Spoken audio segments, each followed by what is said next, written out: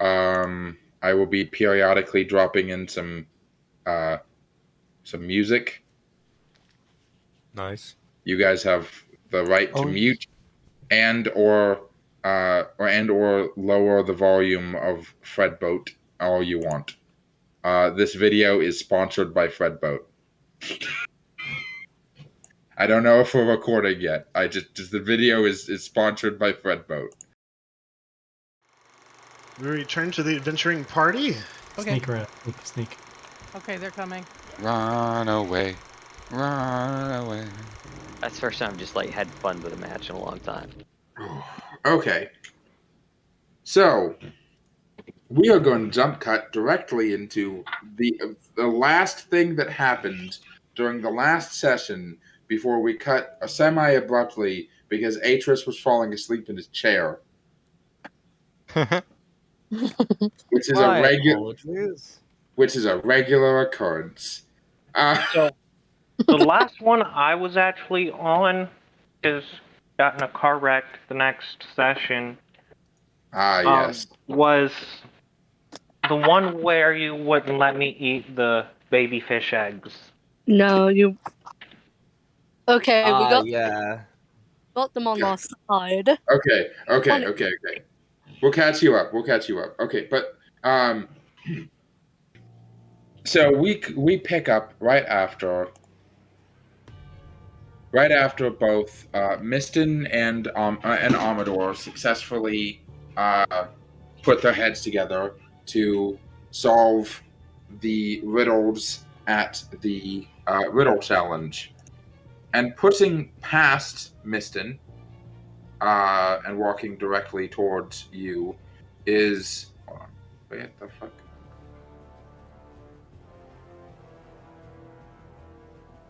No.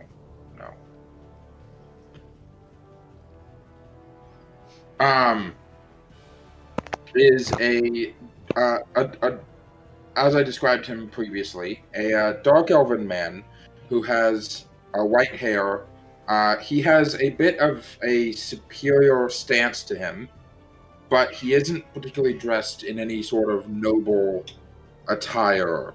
He has a wand on his hip, dressed in purples and yellows mostly, with some white and black accents here and there. And he's a young man, about the same age as most of your friends. As he walks over, and with a bit of a smile, he says, "Your cuttings are cut above everyone else in this backwater, it would appear. Most people try to drink every potion, figure out which one the right one is."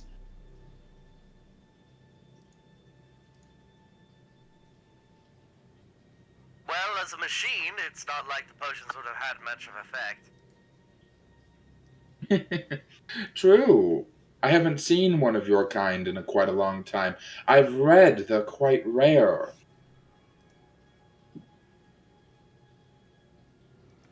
Amedore puts his hands on his back where human kidneys would be. I would rather not be sold, thank you. Oh, that's by no means my intention. I am wondering, however, if you and your entourage are planning on participating in the grand finale at sundown. I'd be interested in testing my wits against you. My friends and I have been preparing for this finale for weeks now. Question. Yeah? To interrupt. Not at all. Does this person have, because he mentioned reading, does this person look like he is a spellcaster of any sorts, particularly wizard? Yeah, no. He spell definitely book around? Yeah, he's got a wand on his hip and everything. Like you don't see his spell book on hand, but you definitely can tell that this man knows a thing or two about magic. Probably on a similar level as yourself. If not, just slightly more focused on the arcane arts, since you did take a little bit of time to focus on your engineering crafts. Yes. As he looks at Amedore with he definitely seems intrigued by Amedore and his capabilities. Not to mention actually having a, personality. Exactly. Not being a bumfuck from the middle of nowhere countryside.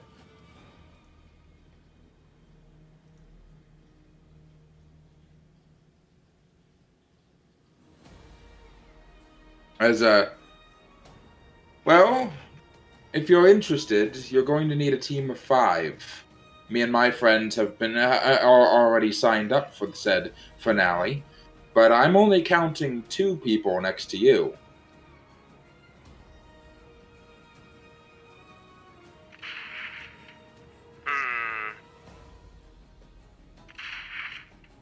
I'm sure we could visit the local orphanage to find more people, but we should probably find someone more qualified. I like the way you think. I'll see you at sundown, friend. As he pats you, semi-playfully, semi-competitively, kind of on the shoulder in a similar fashion to the way a coach would kind of pat a football player on the way out the gate. As he walks past you north up the road, further closer to back towards like where the temple was.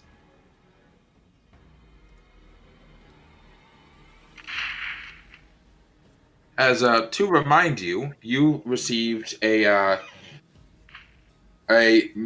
Medal of Wit, which is a sculpted and painted little necklace that has a little the symbol, the medallion on it is like a little wooden fox head, and it's essentially a one-time use of the fox's wit spell or fox's cunning spell that you can use on yourself. I think that's the spell's called Enhanceability or something. Yeah, and then you the can specific ability you can choose the fox's cunning. You can press the medal on your temple as an action. Doing so gives you advantage on intelligence checks and intelligence saving throws for 1 hour.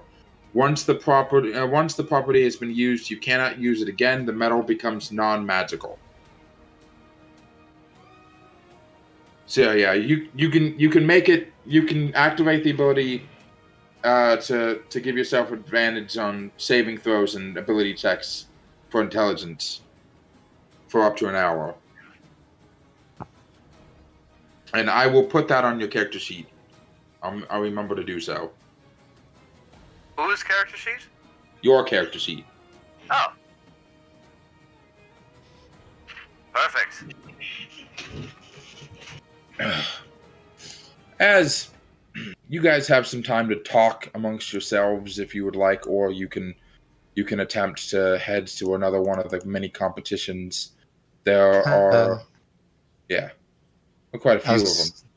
As though this wizard, what was his name again? He had introduced himself as Galcerid.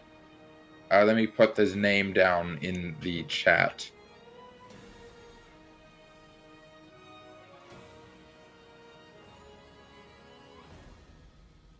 As he walks away, I walk up to Amedore and I say, well, he seemed rather... Touchy. I was going to say more compensating for something. He seemed like he was looking for a fight.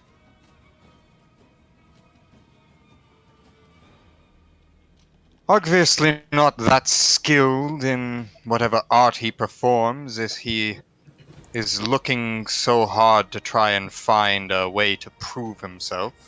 But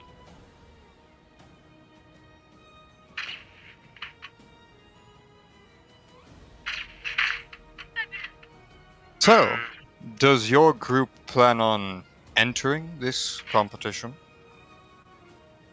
Would be fun, I suppose, as long as I don't get molested. I highly doubt that anything like that would happen within the dynasty. You never know. Counting all of you, though, it appears that you guys do not have enough for the required members. And seeing as I have no particular thing that I'm doing at the moment, would you be willing to have one more accompany you? If only temporary. I can't remember. Am I the leader? Is someone else the leader? I wouldn't mind. The more the merrier. Am I even there yet? Wonderful. Not yet. Okay.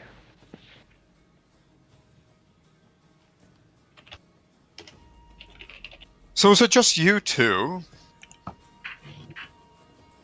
At that moment, huffing as if he had jogged several miles, which, knowing him, he did, probably going all over town looking for the couple of you.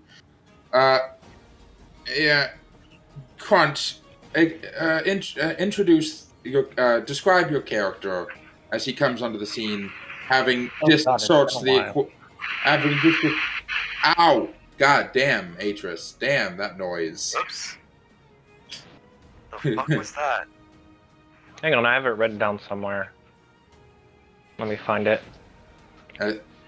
As your character just did the equivalent of search like 3 city blocks for these fuckers. Okay, hang on.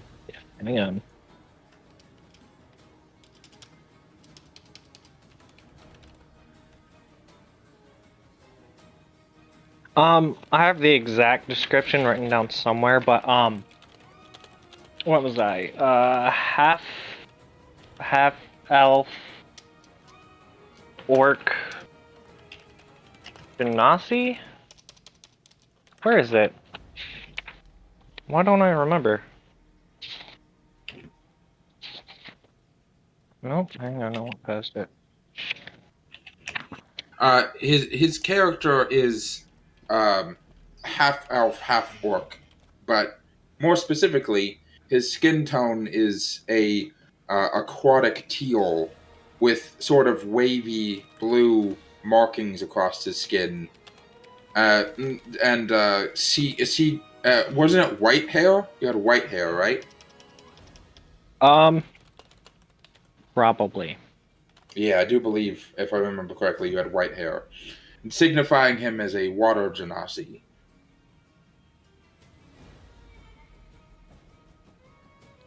Oops. Yeah. It was not supposed to go there. Yeah, that was it. As the man is shirtless, save for a singular leather strap across his chest that connects to a backpack on obviously his back, with a bow and quiver and a couple of other things sticking out of it, and a pair of sailor's breeches. And I do believe you were also probably barefoot, although I think you might have been wearing sandals. I don't remember. Sure for the week. As Crunch kind of runs up to you guys, huffing a little bit, having just spent a good minute looking for you after securing the boat at the harbor. Holy shit. I thought it would have been easier to find a giant piece of... What was it? I thought it would be easier to find a giant piece of walking metal in this town, but guess not. So 3 of you then. Misten. Good to meet you. Crunch. I Captain Crunch. Gonna shake pleasure. his hand. So who's this dude?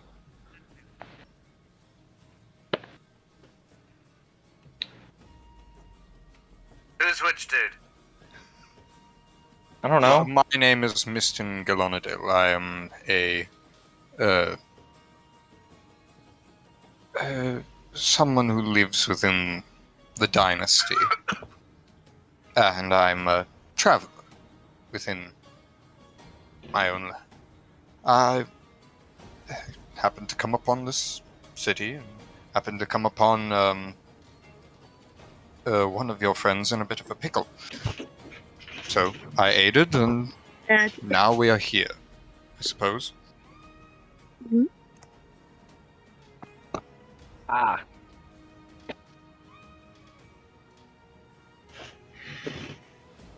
Oh, what happened?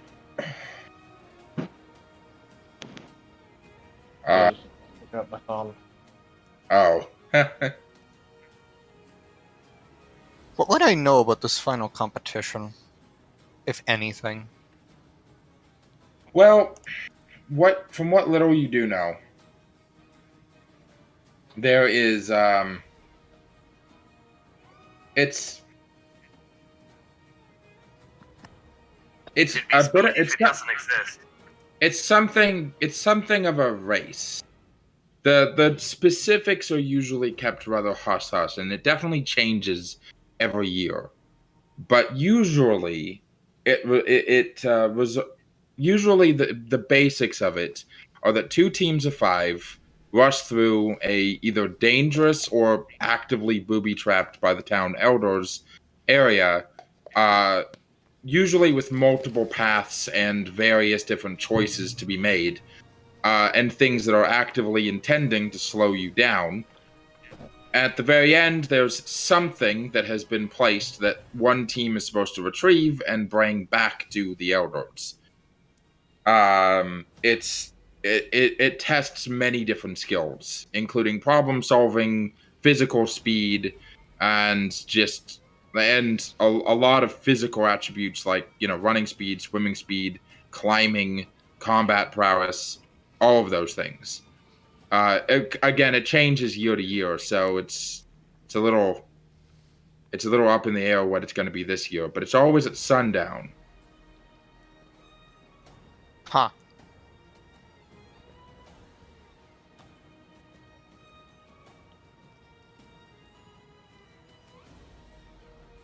I'll relay that to the group, saying, well, if you do plan on entering this competition, I don't know much of it, but what I do know is that it's a race. The particular implements of it are kept very quiet until the moment of, but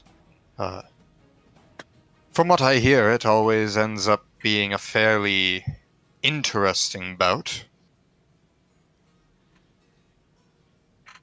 You say? Do I get to kill anyone? No. Damn. Okay. No. Contrary to popular belief, most of the dynasty is not as savage as one may think.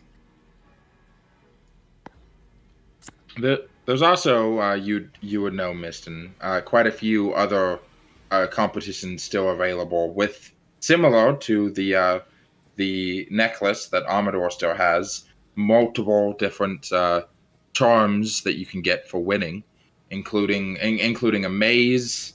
There's a specific swimming challenge held at the river. There's all kinds of other ones.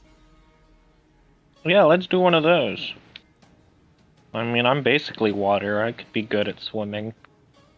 Well, seeing as I don't particularly know how to swim, I don't see that it would be good for me, but I'd be glad to cheer you on in any way I can.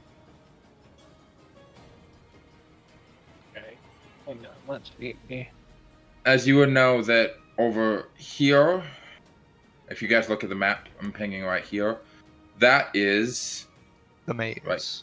The maze. The one also known by many as the one-shot solution, as you're only allowed to try to get through the maze once. Although, Misten, you can roll me a investigation check. That would be kind of the closest. Alrighty. Our investigation check to find our way through the maze? No. Not to find your way through the maze. Okie dokie then. Investigation. That's a big ol' 11 there. Oh, okay. Yeah. Everyone gets one shot at getting through the maze, and if you fail, an Aarakocra man, whose name you don't quite remember off the top of your head right now, he if you get to a dead end, he swoops down, grabs your shoulders with his talons, and yeets you and flies you out of the maze. Now, of course, you can do the maze as many times as you want, but you only get one shot at actually getting the reward. But each of you could try. There's nothing stopping all of you from giving it a shot. What would be the rules for this? Like things you're not allowed to do. You're allowed to study the maze from outside the maze before going in, and you're not allowed to break the maze in any way. So you're not allowed to make your own exit or like your own way through. And you're not allowed to go above the maze once you go inside of it. Oh, damn. So I assume it's a magical maze then. No, it's just that there's a big board man that will kick your ass if you try anything. Well, every maze has one simple solution. And what might that be? Stick to a wall. Eventually you'll reach the end. Yeah, but if you reach a dead end, you're not going to get the reward. Well, I mean, if someone would I wish to... see! Okay, so it's you have to get the perfect solution in one shot. Yes. I see. Okay. So there's no turning around and changing your mind. Well, that's easy. I can just look at the maze from above and memorize it. As can I. Back. As you guys start walking, down towards through the town, there are you get to the outside. Near the entrance of these festival grounds, a maze has been constructed out of 4-foot-tall walls of wooden planks, laced together with ropes and propped up between sandbags. Banners are hung over the opening of the maze, signifying the entrance and the exit. Passageways of the maze are 7 foot tall hedges that are 5 feet wide between them. Off to the side, a tan-feathered Aarakocra sits on a chair about 30 feet off the ground, peering at everybody in and just outside of the maze, giving him a vantage point so that he can see the whole area. A small crowd is cheering on and heckling people inside. Near the entrance, an ogre in leather armor is encouraging a reluctant-looking goblin in a breastplate to give the maze a try. Come on, Dermot.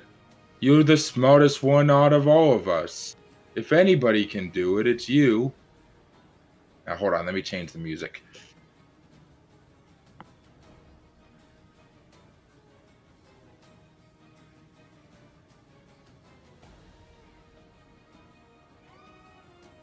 Yeah.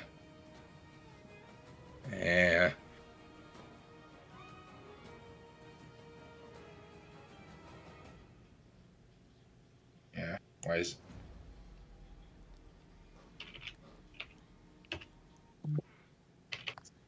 Hello?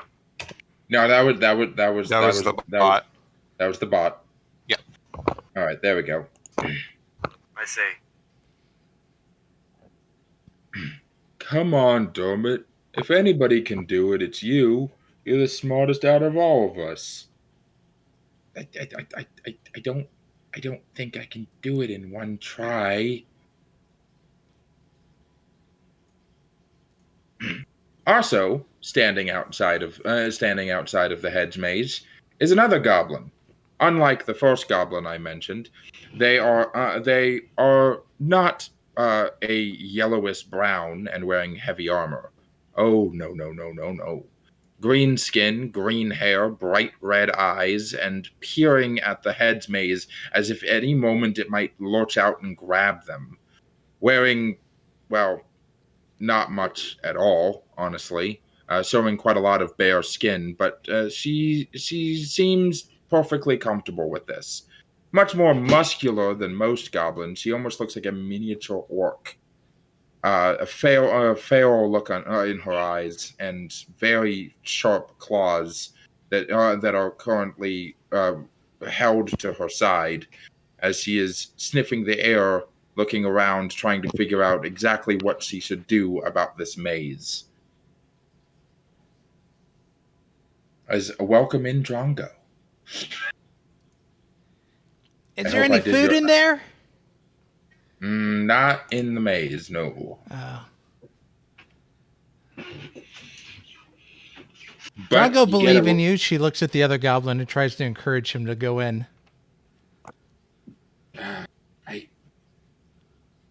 You only get one shot, though.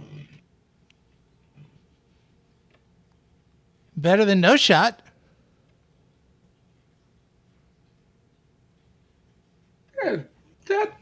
That's good enough for a persuasion check, Oh, you want me to roll a persuasion?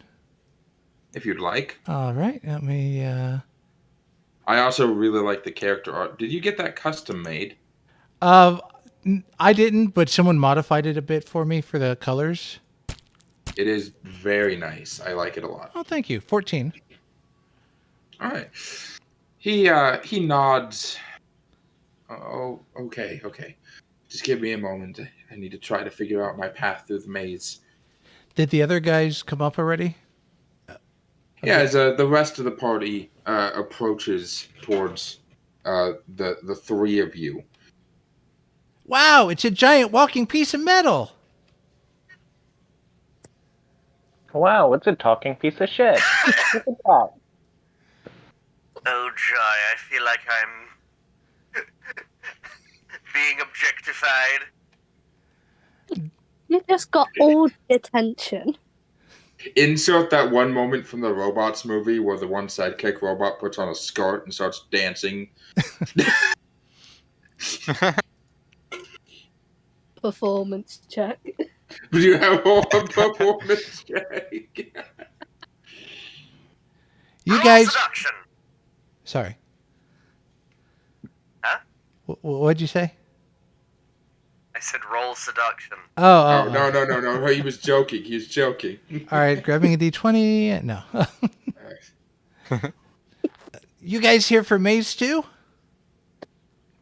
I suppose so. Worth a try. Probably.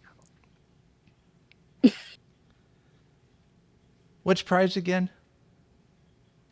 The prize for completing is the Medal of the Maze, which is made of a smooth driftwood hung on a piece of rough twine with multiple carved bones and beads around it. A labyrinth pattern is carved onto the front of it. You're not quite sure what it does, but like the rest of the medals, it's probably magical. Gotcha. Probably tastes like chocolate. Ooh, chocolate.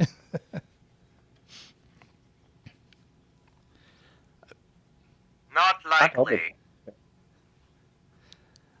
Well, we won't know until I get it, so come on. Fair I'm enough.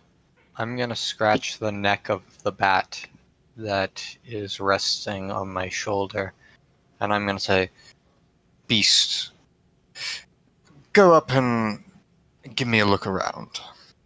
And then my eyes turn white, and I start seeing through the bat. The bat flies up and is going to attempt to scan the maze. Indeedy do. And is anybody else going to try to study the maze from the outside? Yes. Sure. All right. Probably not. All right. Why If not? anybody, for those who are, you can make me a intelligence check. A investigation check specifically. For Misten, you have advantage on this. Oh, sweet. I'm wrong in Beyond. Oh, that's right. I have to do that thing where I have to have all of your character sheets open just in case. I have a 22 and a 12. 16. Speaking of, I can't find my character sheet. So that's a 22 for me. Nice. Okay, Amedore, Crunch, Drongo, Misten, Where is Nadia. my character sheet?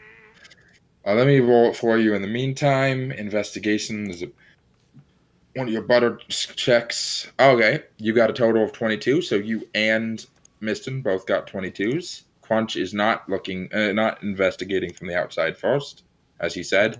Is From the outside.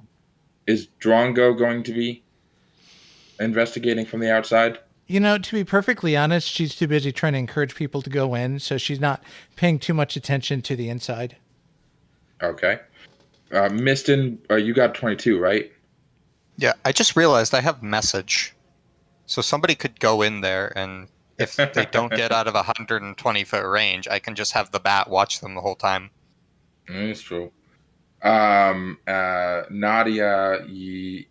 So long as that is within the rules. okay, so Nadia only rolled an 8. So Misten and Misten and Amedore, you both succeed in the check, and your character, and due to what you remember about the maze, you're both going to be able to get advantage on any checks you make to navigate the maze throughout the rest of the challenge.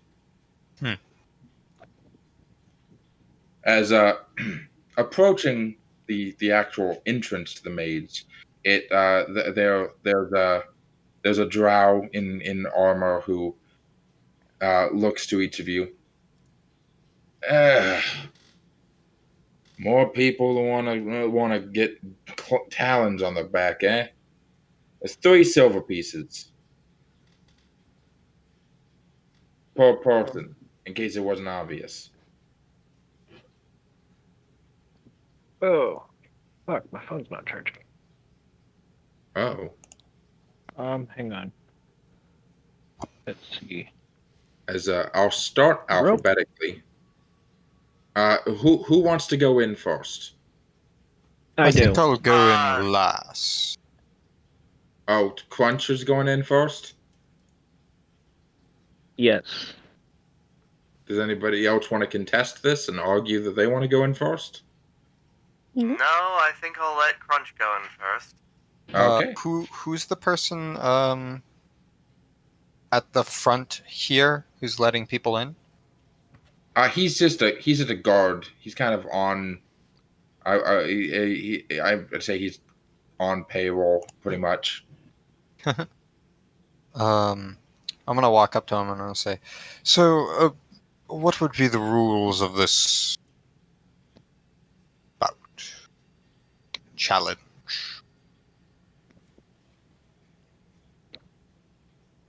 One sec. Is the magic allowed to be used? To navigate your way through, no.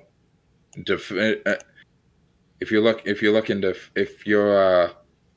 trying to figure out what's going on beforehand, then by all means.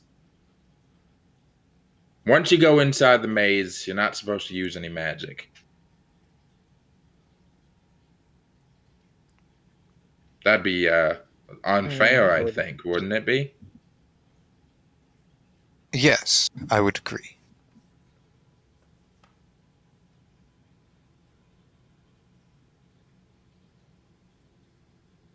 As Crunch enters into the into the maze, handing the man 3 silver pieces.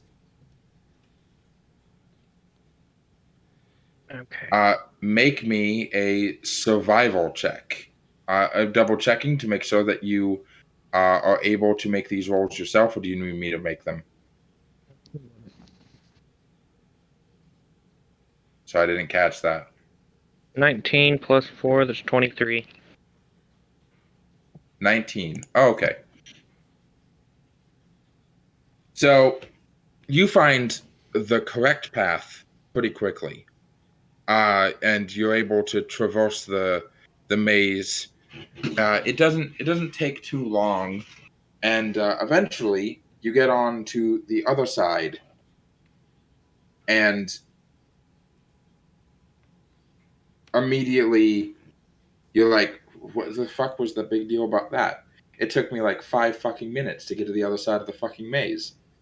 That wasn't even a big deal. To see the wizard, the wonderful Wizard of Oz. Hey, they're not there. That being said, the other side of the maze is the other side of the maze, so the rest of the party isn't aware that you got to the other side. So that you got to the other side. Who is the next person that want? Can we see the bird watching us? Yes, he is keeping a good eye on as many people as possible. And that's the one that goes and picks up people, right? Yes, if you get to a dead end, he'll nab you. Drongo would like to try next. Okay, that'll be a survival check. And just saying what Drongo will do, and this might be cheating, is that she noticed that the bird didn't move, which means the bird didn't go pick him up out of the maze. So now that they're letting her go, she's going to try to follow the tracks that were before her, as the fresh tracks, to see if she can use that to help her out. That is smart. I'll give you advantage on that. I'll give you advantage on the survival check. Let me see. Ooh, well, 21. Oh yeah, you're with your face to the ground, sniffing around like the baby from Wild Thornberries. you're you're able to follow the tracks out and get to the other side as well without running into any sort of dead ends or anything. And you're there's another guard who's like, all right, wait, we gotta make sure everybody's going through it actually makes it through. It was fun, and then she sits down to wait.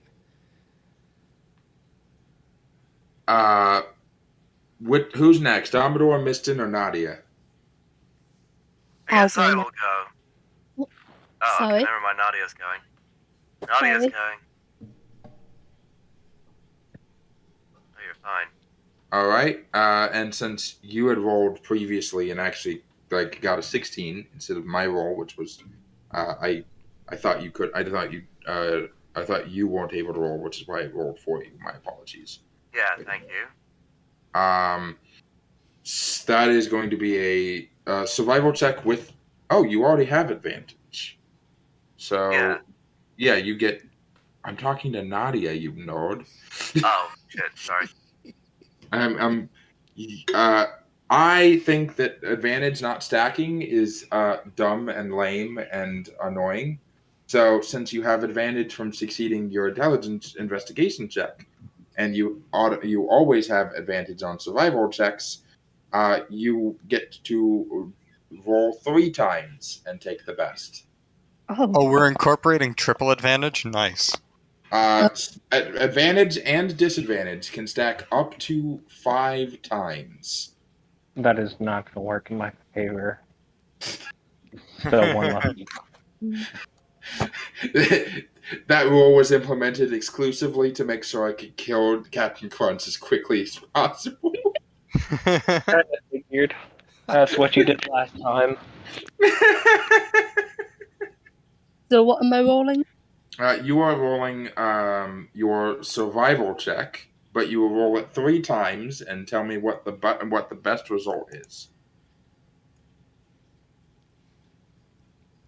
Prestidigitation a pen into my hand, and I'm gonna try and write instructions. Yeah. The best I got was 20. Okay, yeah. I'm gonna So, like. Okay, sorry. Go ahead. so yeah, you remember that like you were like standing on the edge of a sandbag or whatever, kind of like looking through, and while you were watching, you you could tell, not through vision. You closed your eyes, and while you were watching and then looking out from the outside to try to figure things out, you had spent a considerable amount of time listening to the noises that everybody inside the maze was making. The sounds of disappointment, where the Aerocarcar went when he went to, ow, fuck. where, where he went to when he went to go pick people up, the sounds of the maze.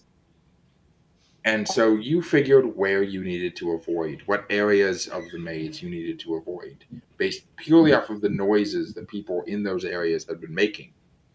And so when you walked through, like fucking Daredevil through Hell's Kitchen, you ended up on the other side, having avoided every area of the maze that was filled with disappointment and discontent. She punches her hands in the air, finally relieved that she did something good in the entire time she's been at there. The first time you have succeeded in any of these goddamn challenges. Drongo just claps. That total almost fucking killed you.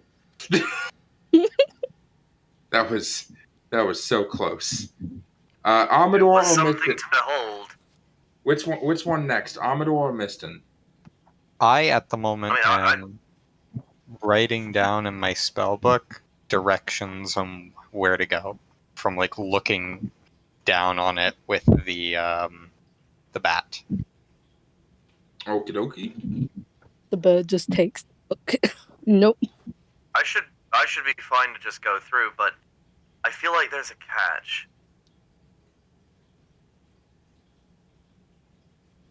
Well, I mean, to be fair, you only have a +1 on this roll, so even with advantage, your chances aren't exactly guaranteed.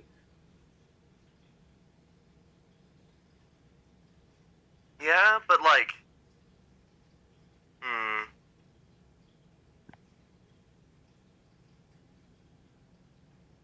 I'm gonna sit and watch for a bit.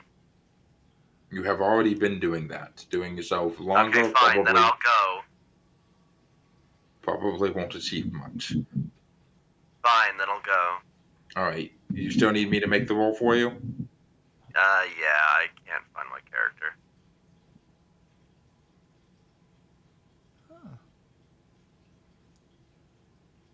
Well, you got a 7 and a 20. So yeah, you're able to pass through purely because you had already been sitting and watching, and so much similar to Nadia, you remember where each of where the Aarakocra went down to pick people up, and you were like, okay, I just have to stay away from those areas of the maze.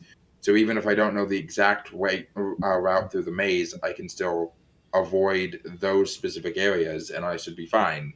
And indeed, you were fine. Yay! Yay! Nadia claps her hand loudly. Now for Misten. You have 2 levels of advantage for not only your bird your bat literally being above the field and you able to look through his eyes whenever you want, but the fact that you had been studying the maze for a considerable amount of time as well. That being said, you have a -1 to survival, so despite the double Yes. advantage, you still have the lowest chance of success. So here's what I'm gonna do, and you tell me if this is entirely possible. I'm going to use everything that I've written down and learned about, and I'm going to have my bat come down, like slide into my shirt, pop its head up out of my shirt, and I'm going to have it use as I walk through its blind sight and its echolocation to tell me which directions lead to dead ends. Would this Basically, be I considered wanted- using magic? Not really. Possibly. I will say this. I'm still only going to give you 2 levels of advantage. No, basically what I'm trying to do is I'm trying to have my bat do it because bat has wisdom +1. So instead of me making the check, the bat does it. Okay, I'll allow it, but on the caveat that you need to make a stealth check so the Aarakocra doesn't notice you're using the bats to get through the maze. Was this be a stealth check for myself or for the For bat? yourself, yes. Okay, alright.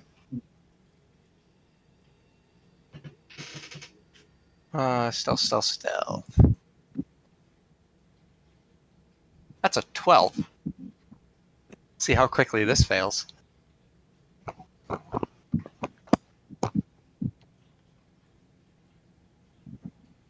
I'll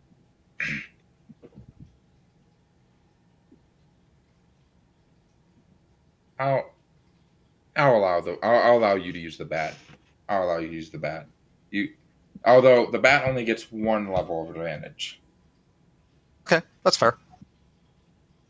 So just a normal advantage. Yes. I'll just roll 2d20s and... Call it a day. Yep. First one is an 8 +1, so that's 9. Second one, 9. that's an 18. Okay. Let me actually see if these fucking magic items, like Metal of the Maze, should be something that I can just add into your inventories.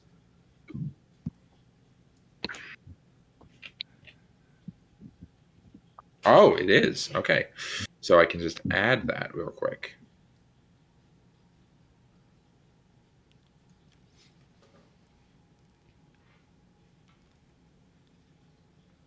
As let me put one in Conch's in backpack. Inventory.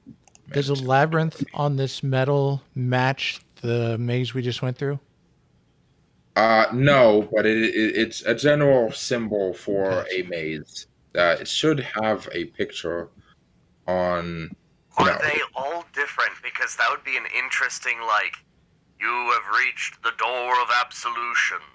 Now you must solve the maze with the medallions that you have. No, You plug the medallions into the wall and you turn them. No, they're all the exact same. Ah. Sag. But as soon as I'm done adding all of these medallions into y'all's inventories, I will explain what they do.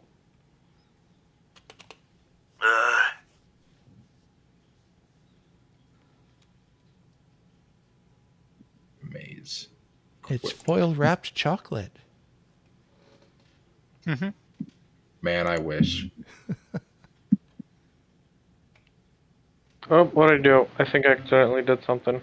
It's magic chocolate. And then it never runs out. Amedore was the one that got the Medal of Wit. Okay. So the Medal of the Maze, when you click on it in your inventory, it shows a picture of what it looks like. When you use this an action to trace the maze inscribed on the medal, you gain advantage on wisdom checks and checks and know the quickest route to the end of any non-magical maze path for 1 hour. Once this property has been used, it can't be used again, and the medal becomes non-magical. So you can use it to find your way the fuck out of a dungeon. How much is it worth? Interesting. It is. I mean, it's a magic item, so it would. It doesn't have a listed price, but I would say. So I could probably scam someone out of a few gold for it. Definitely, It's common. it's probable. It's definitely possible. If it's a common item, it's probably worth at least like 50 gold pieces or something.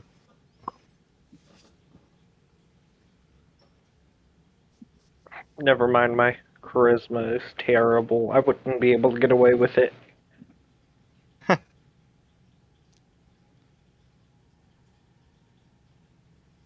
So what now? Did we get to kill anyone yet? No. Oh, Preferably one of the goblins. that's rude. What? They look like they taste good.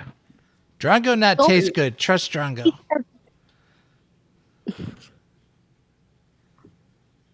Actually, according to my databases, it all depends on the seasoning and preparation. Like See? winter. I'm kidding, I don't have to. Huh? Sorry, I thought you meant the seasons, like winter or summer. Or whatever seasons are in this world. Ow. Ow. Ow. What the fuck? I need to tone you all Amedore the way lets the out fuck down. something that seemed like a sigh, but sounded more like it just hurt everyone's ears. Yeah, I hurt my damn ears. Ow.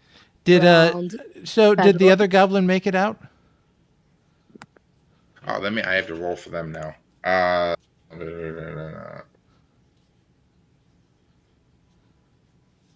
Their disapproval left an impression on your eardrums. Apparently.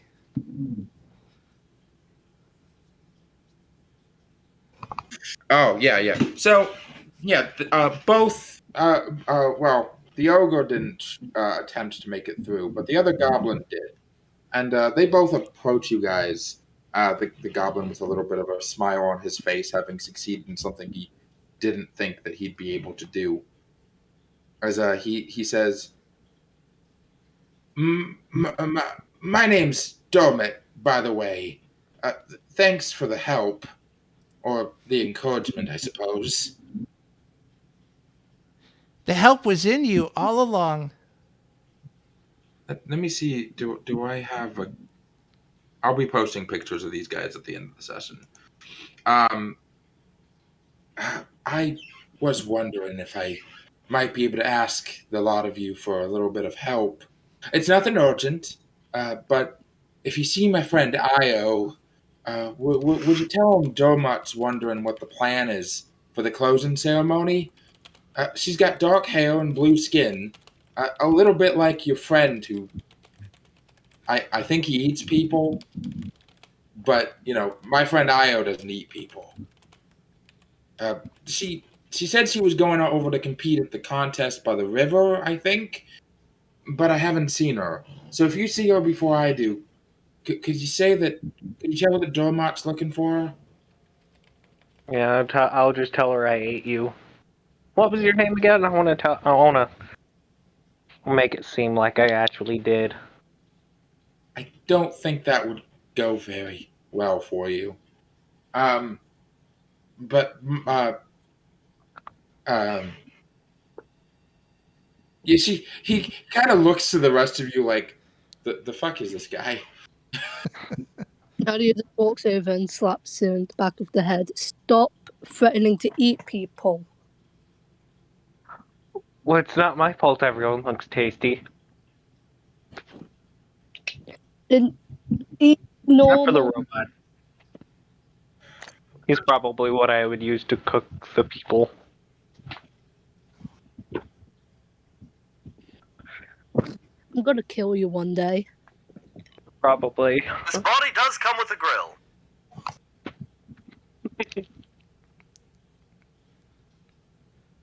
That being said, no. But yeah, I passed message. I don't know these guys though. We'll pass a message if we bump into them. Yeah, we'll make sure we'll make sure to let them know after we tell them we'll eat you. No, we're skipping the eating part. Man, you're no fun. The large ogre lady. You don't speak meanly about my friend. You don't say shit. Don't say you ate him. Don't say you did anything to him. If you look at him the wrong way, I will throw you in the river and drown you.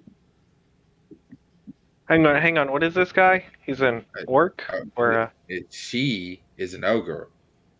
ogre. Never mind then.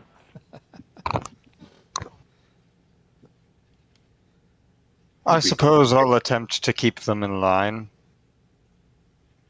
She kind of just like snorts in like acknowledgement before the two of them walk off.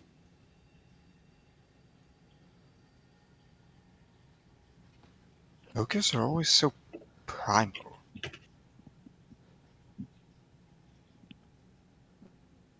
Okay, so what now? Well, There's We're gonna also do that another one of these? swimming competition, if any of you wish to partake in it. indeed, there was a swimming race that pits competitors against the surging currents, as well as the sharks of the Eiffelon River. And by the way, you are allowed to kill the sharks. I'm gonna walk up to Drongo and I'm gonna say, you seem rather clever. We are going to partake in the big race near the end of the day. And we would need someone of particular talent to aid us. Would you be willing to fit that description? She cocks her head and thinks about it, and then she just shrugs. Okay. Drongo here mostly for candy, but race sounds fun. He looks kind of confused, but it's like, okay then. As not too far away from where you guys are, right over here, down here on the bridge and docks, heading towards the slightly busier part of the city where there isn't nearly as much celebration or events happening, is several people are gathered on the piers, arguing amongst themselves and venting their ire at a spry goblin who responds to their anger with an amused expression on his face, as if their rage is the funniest joke of the day. Suddenly, a brass voice cuts through the chatter, and a blue-skinned woman pushes her way through the crowd and stands protectively in front of the goblin.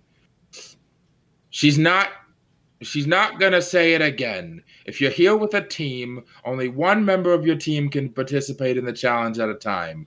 The rule's clear, and if you can't handle it, get the fuck off the pier. After just a couple seconds, a small group of people begin to quietly murmur amongst themselves, a few of them walking past you guys off the pier.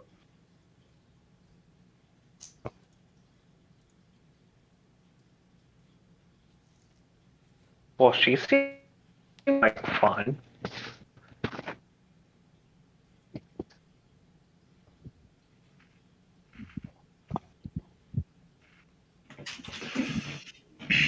As what are you guys doing? Walking up to. Amedore's robot, literally. I row. That is my purpose, sort of. Probably No. not a good fit. Well, like I said, I'm like.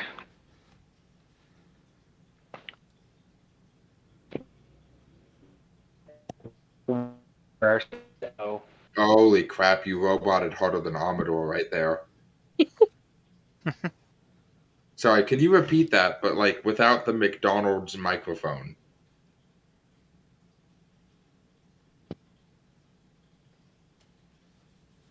well, I'm part water or some shit, so I should be able to do it pretty well.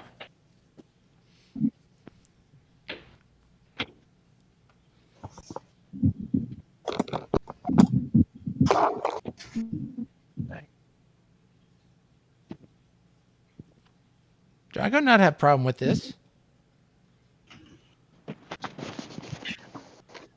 As Hang on.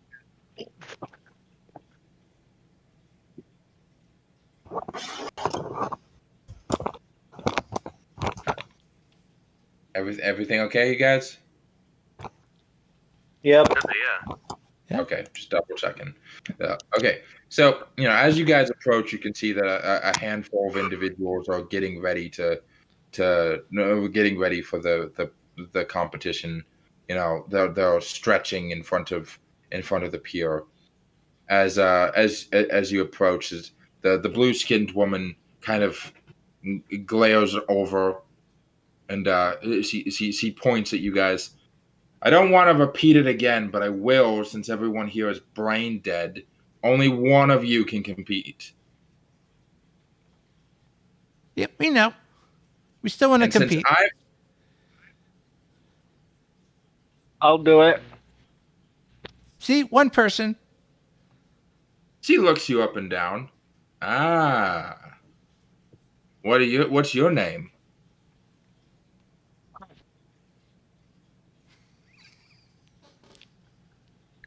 You broke up again. I'm actually made of water or something. Fuck! My Wi-Fi that bad? Your Wi-Fi is worse than Nadia's, and that's fucking saying something. Because she's in England. What? And you're like a mile down the road from me, so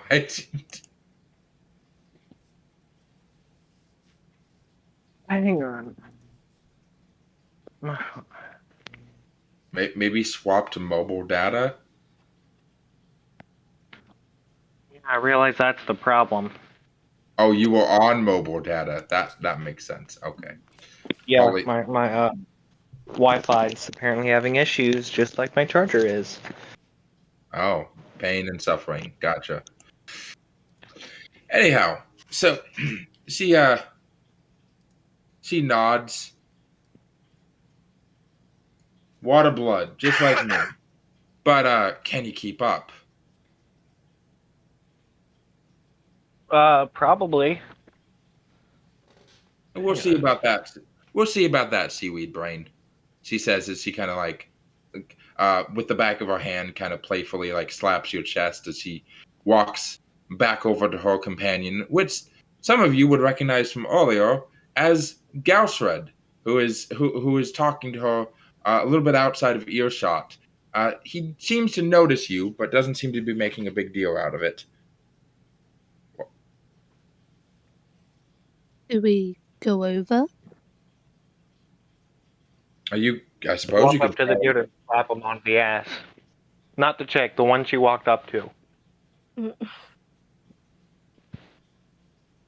Just for no reason. Oh God. What? Chaotic neutral doesn't mean for the lols. I'm just reminding you. Why do this? Because he looked like he's Yeah. having a bad day. They're having a private conversation over there before the competition starts.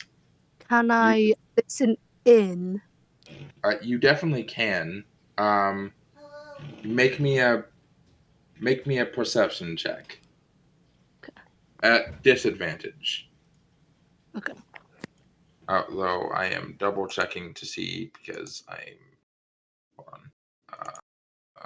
Nadia, you don't instinctively have advantage on perception. So yeah,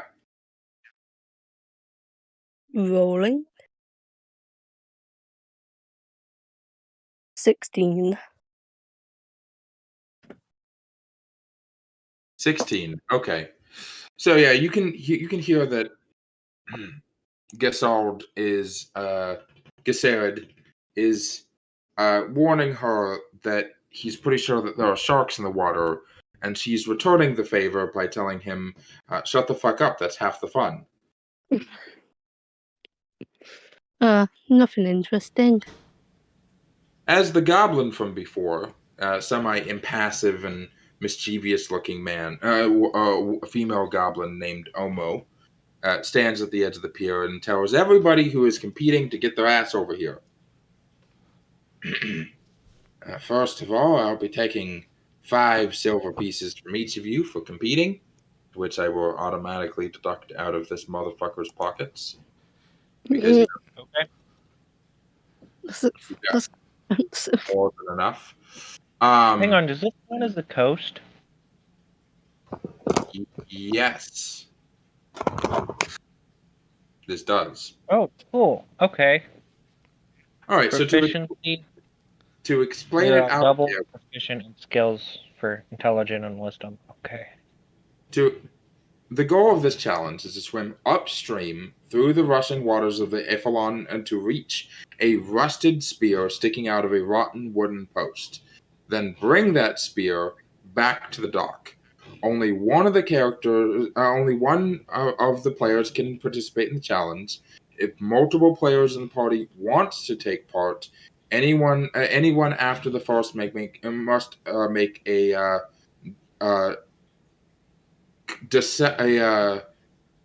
deception check. A character who succeeds the check can compete by convincing Omo that they aren't part of the same party as the other people.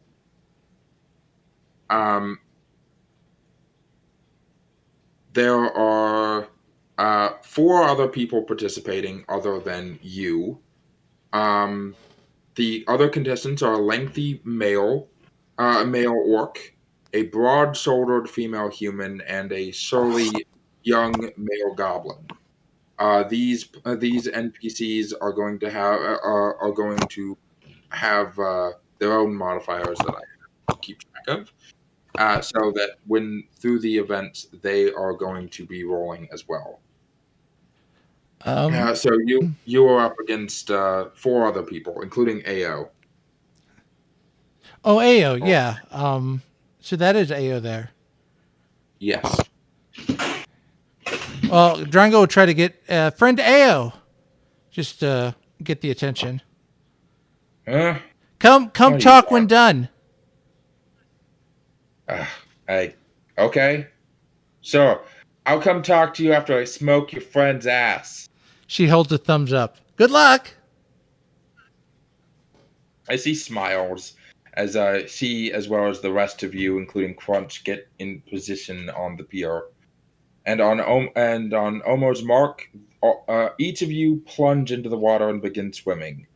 So first of all, I'm going to need you as well as the rest of them to roll initiative. With all participants expected to be using the dash action each round. You gain extra movement, double checking what dash does. It doubles your movement speed. Okay, yeah. Yeah, doubles movement speed. Increase equal to your speed. Okay, yeah.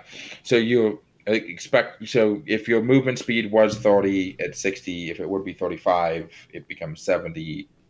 You get the picture. So this does count as the coast, right? Yes, This it is does. my preferred terrain. Does that help with anything? I'm not sure. Let me double check your sheet. Features and traits. Favorite enemy. Natural explorer. Coast. You have favorite terrain type. Proficiency bonus double in for your proficiency bonus is doubled for proficient skills when you make an intelligence or wisdom check related to it. While traveling for an hour or more in your chosen terrain, difficult terrain doesn't slow your group's travel. Your group can't become lost except by magical means. You remain alert to danger even when you're engaged in another activity, and you can move stealthily at a normal pace while alone. You find twice as much food while foraging, and while tracking creatures, you learn the exact number, size, and how long ago they passed through the area. You're particularly familiar with the coast. So it doesn't increase your movement speed, but there's a lot of other things that it engages in. Okay. So first of all, I'm going to need you to make a initiative check. I did. It was 5. 5? Okay, give me 1 sec to mark that down.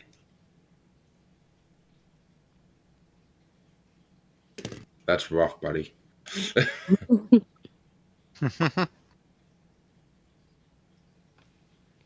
He's going for the dramatic 11. win at the end. Hell yeah.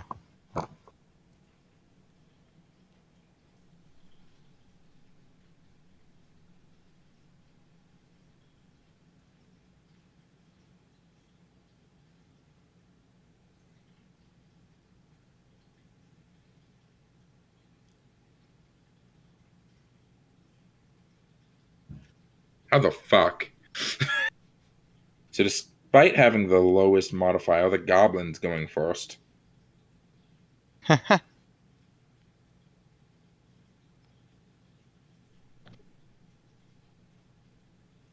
going to say Crunch goes last because he was staring at that one Dark Elf's ass.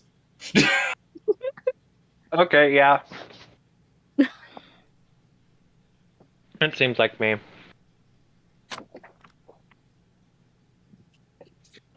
Okay, so the distance from the PO to the spear is 75 feet. So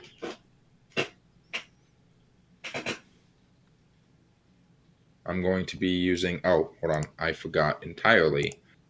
Music chat. Boom.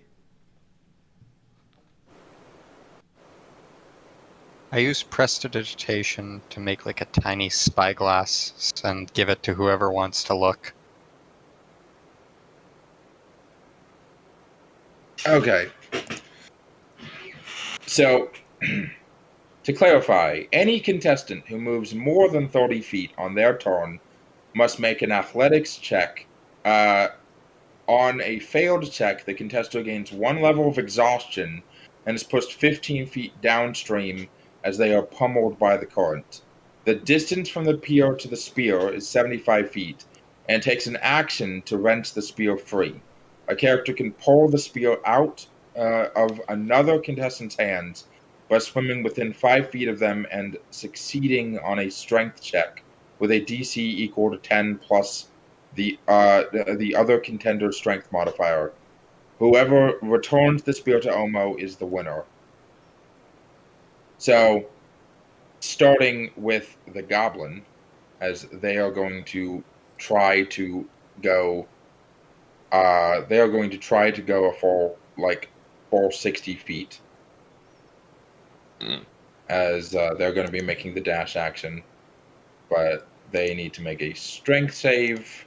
They do not. So they instead only go 45, and they have 1 level of exhaustion. Double checking, 1 level disadvantage on ability check. So they now have disadvantage. Great. As the Goblin is at 45 feet. The Orc is next. He succeeds, so the Orc is at 60 feet.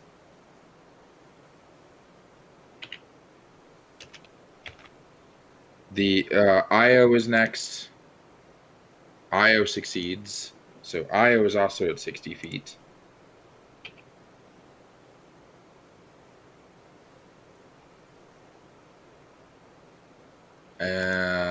The human is next. Right, he succeeds. And Crunch.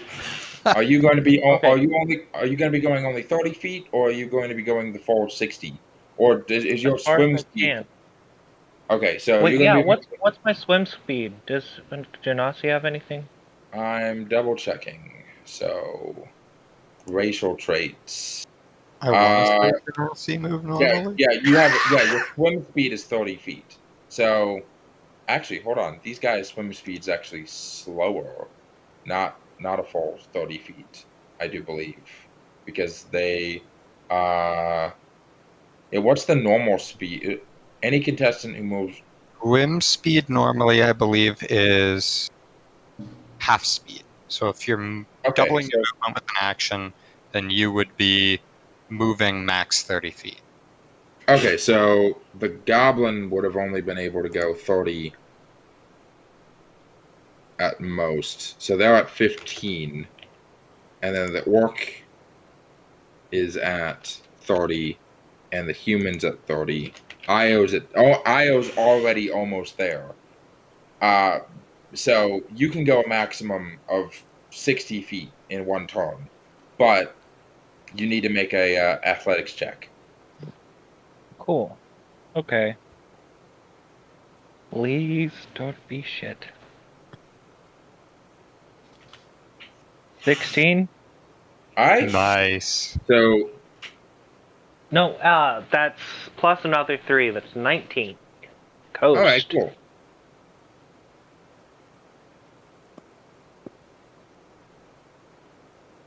So you are neck and neck with Io. With about 30 feet behind you is the orc and the human, and then like 45 feet behind you is like the goblin just trying their fucking best to swim in this goddamn water. Let me just put it right there. As you are rushing through this water,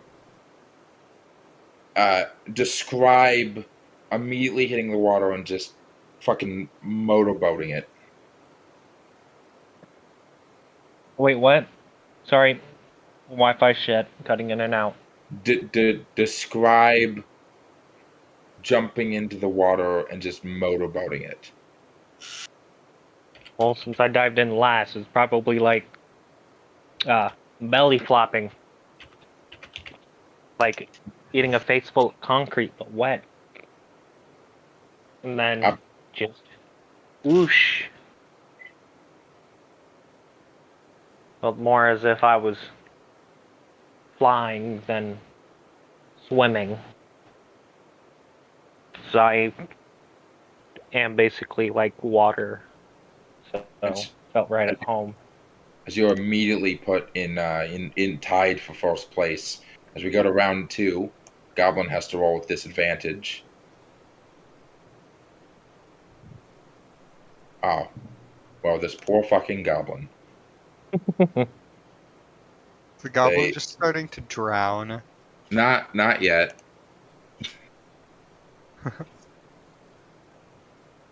They do, however, have 2 levels of exhaustion, which, if I remember correctly, means that their speed is now halved. Oh god. Oh, they might drown. It's fine. They might drown. As the orc. Oh no, he's also got a level of exhaustion, as he's only able to move 15 feet forward.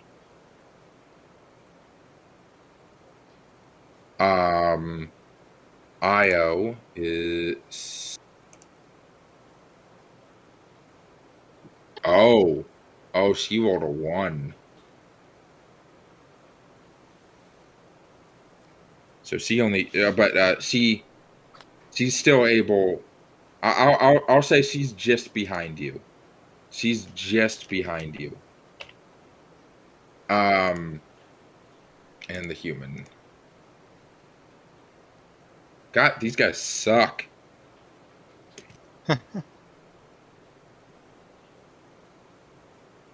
As you don't actually have to make a dash action to get all the way to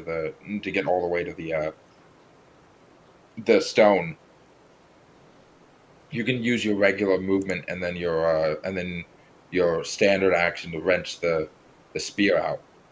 As Io got like tried her best to pull out ahead of you, but she ended up swimming into a bit of a faster stream, and she's only just slightly slower, like it slightly slows her down enough.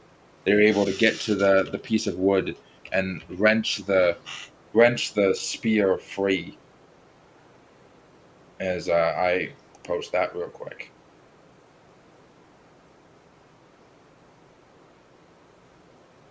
So hey, instead of pulling the spear out immediately, can I just go to it? Then am I close enough to use Shape of Water to like freeze her to try and make her sink or something? Wait, water floats.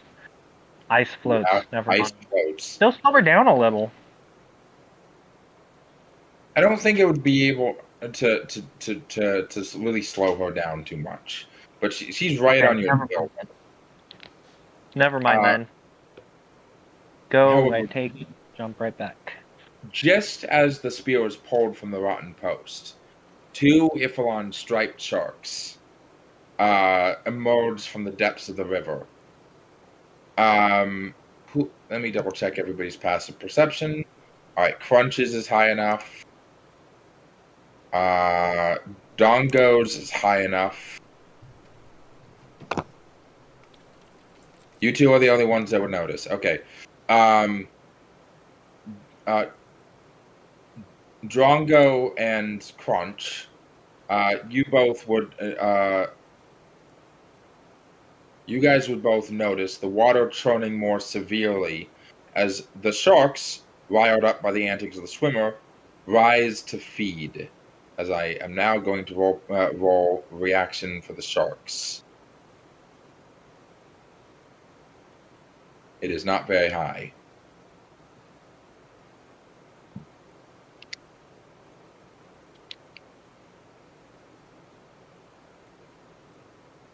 Okay. What did the fucking goblin get? Again. Goblin got a 13. 13. So it is still weirdly enough Goblin. Shark 1. Orc. Io. Human. Shark 2. And Crunch. As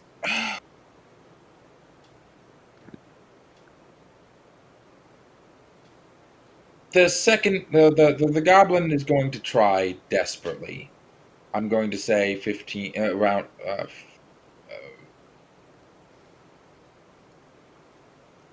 15 rounded down would be 7. I would say, yeah, 7. So the most they can do is 14 feet, as they are going to attempt and probably fail.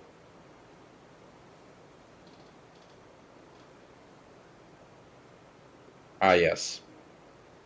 Because they now have 3 levels of exhaustion. Goblin? Yes. The goblin the goblin is actually pushed back a foot, like lost ground. As the reef shark is going to come for the human. Actually, no, screw this. The reef shark's going to come for the 2 people that are fucking closest. As let's see, their attack is fuck.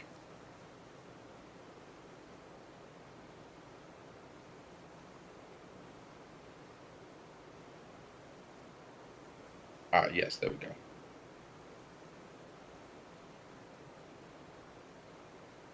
All right. What's your armor class, Crunch? Let's see, 13. Oh, you just barely missed it. All right. So, describe avoiding a shark attack. Well,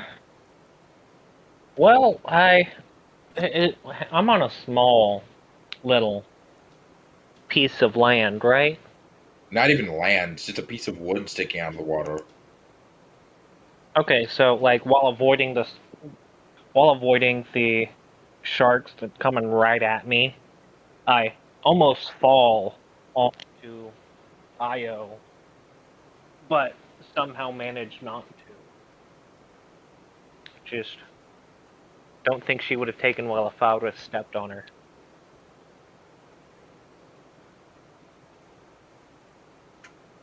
As the orc is going to try to surpass the human on the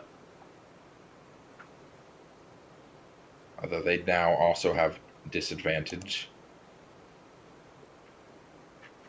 God damn. Hang on, before you do something, I noticed the shark that's going for the goblin, right? Yes. So, can I throw that spear at the shark to try and hit the one that's going after the goblin? Because Not your turn. that dude's already lost. Huh? It's not your turn. Not my turn, okay. as the orc only gets up about 15 feet, so that's 60.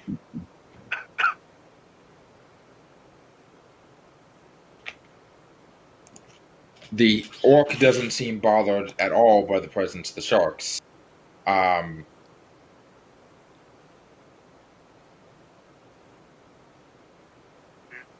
he rigged it.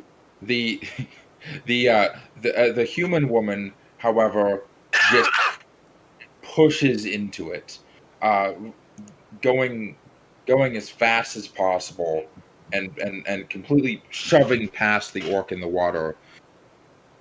Sees a 3. She is almost on your ass. Like she's like right up there with Io, and she's clearly coming with the intention of like yanking that fucking spear out of your hand by any means necessary. Okay. And before she can, however, Io is already on you. As she's there already. As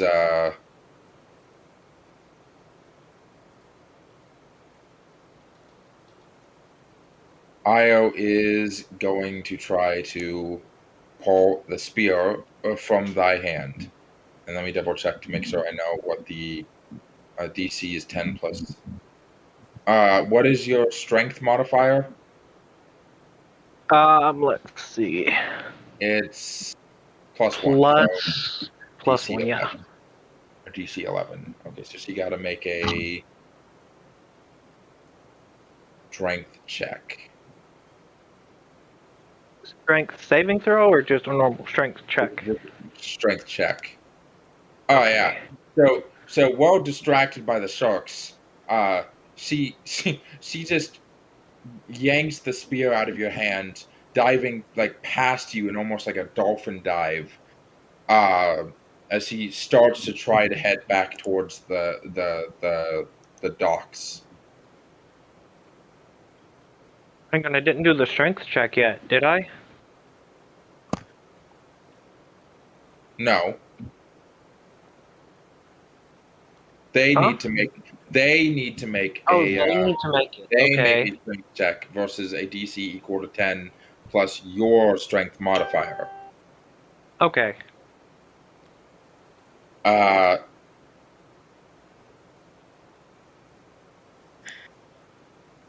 Doubled. As I fucked up. That's a 60, 75, 29. And then Io is going to be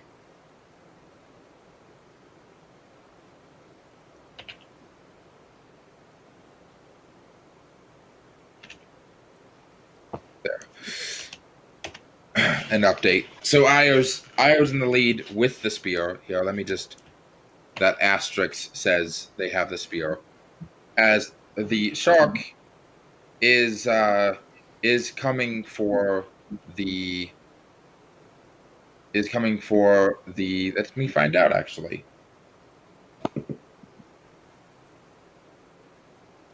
2, 3, 4, 5, 6, 7. Oh, they're going for the orc. So that is, let me double check. Orc Scout, armor class 13. Okay.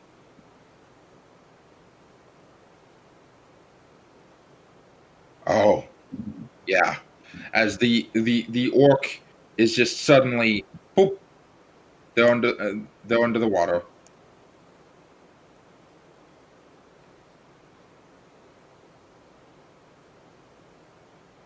You don't know if they're dead, but they're definitely not above the water anymore, with a little bit of thrashing. As it is your turn now.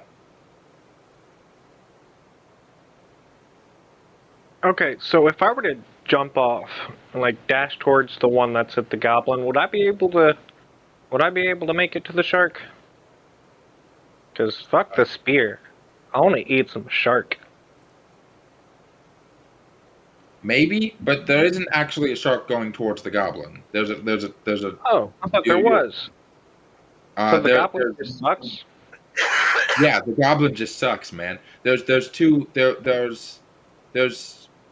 sharks. One of them is like right next to you because it attacked you not that long ago. Okay. Okay. So let's see. Probably don't have any weapons.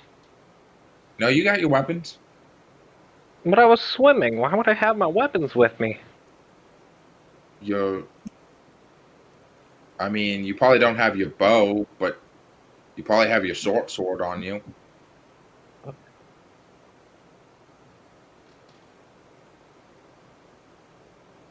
Let's see.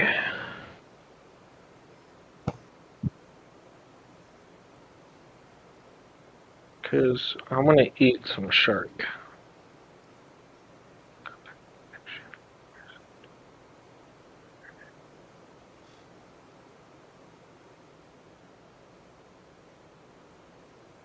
Okay, so take my short sword and just try to attack the shark. See. Fuck. 5. Take it out. 5 doesn't hit. No, 5 definitely does not hit. 5 No. does not hit. Okay. You have. Wait, how do you get a +5? Why do you roll a 5 without rolling a 1? You have a +4 to hit. Huh? You have a +4 to hit with your short sword. I rolled a nat 1. Oh, a nat 1 is just a 1. It's not even a 5. It's just a 1. Yeah, it's just a 1. Damn. Yeah, I didn't realize that it was a nat 1 at first.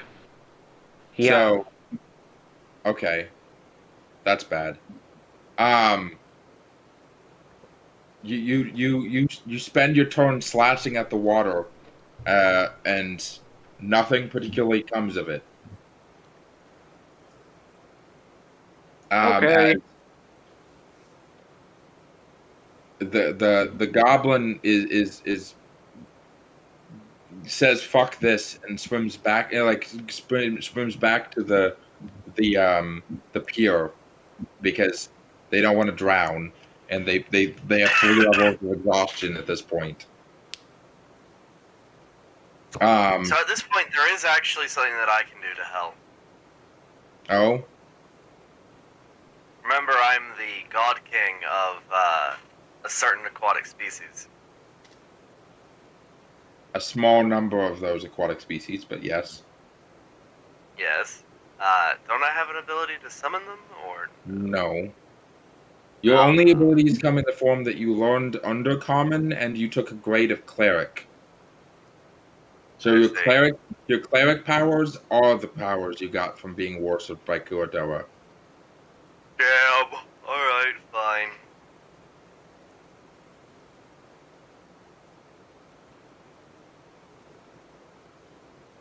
After all, you have not cultivated their worship that much yet. You only have 1 level of cleric. I see. Is there anything Well, else like, anybody would like to do? Can I use my blood magic to kill the sharks? You can. Let me double check something. Like I What? put my hand to activate it. Hunter's Bane. No. Blood Maledict. You get blood maledicts. Blood maledicts, most of them only do damage on like specific things. Like if you roll an attack, you get to do extra damage, or if they attack, Before they an get effect, damaged. you can choose Depends on what blood maledict you have. an amplified curse gains additional effect. Amplifying a curse.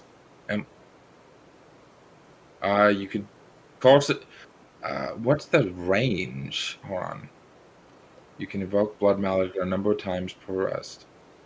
It doesn't give me a range. Oh, they're 30 feet. Okay, you're not close enough to use either of your Blood Maledics on these guys. But do you have anything else? Oh wait, crossbow. Was that in my? Yeah, there's nothing against you guys attacking the sharks. Can I use my crossbow? Yes, it's within a range of 80 feet, so yeah, you can use your crossbow. Okay, what do I roll for that? It right there on the attack. It's a +3, and then if you assuming you hit, it's a 1d8 +1 damage. Can you roll that for me? I didn't. No problem. Yes, you do hit with a 15 over an AC of 13. So you end up doing a total of 6 damage to the shark. Why roll that twice? And the shark only this. So as the shark takes a crossbow bolt, the one right next to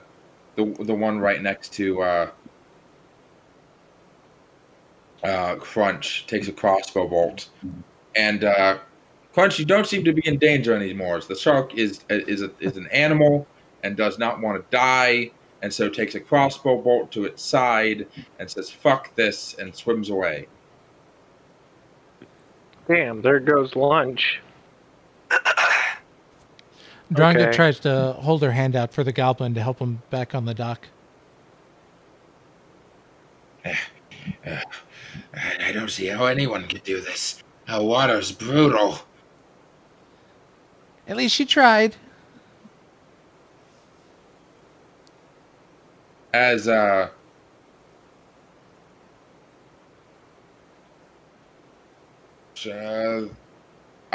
is going to try to make a full round action, as that gets her onto the dock with the spear.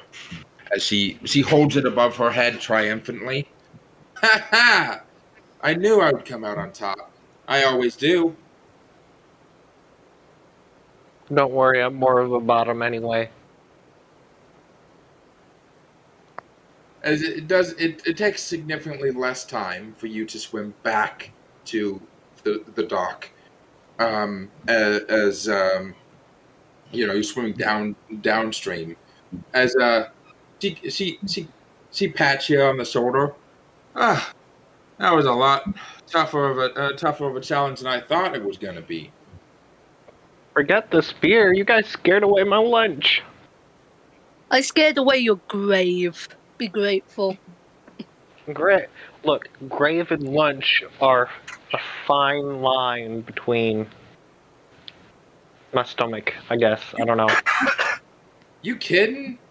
That was one of the bravest things I've seen a dumb fuck do on this competition in years. Once the sharks show up, usually people run scared or die. My stomach told me not to die, so, Then why did you fight? No, I said that wrong. My stomach told me not to run. It was hungry. Well, I've never seen never anyone. had shark before, so. I've never seen anyone give it their all like that before. Except myself, I mean, of course. I really want to So punch. do I get something as a congratulations, you're an idiot type thing, or No, is it just wishful thinking? but you can at the very least say that you're brave. Me? Brave? I doubt it. Pretty sure the word's stupid. Yeah, agreed with that. Guess rolled. I would also agree. Yeah. Guess rolled is standing over next to you, and he nods. The line between stupid and brave are blurred.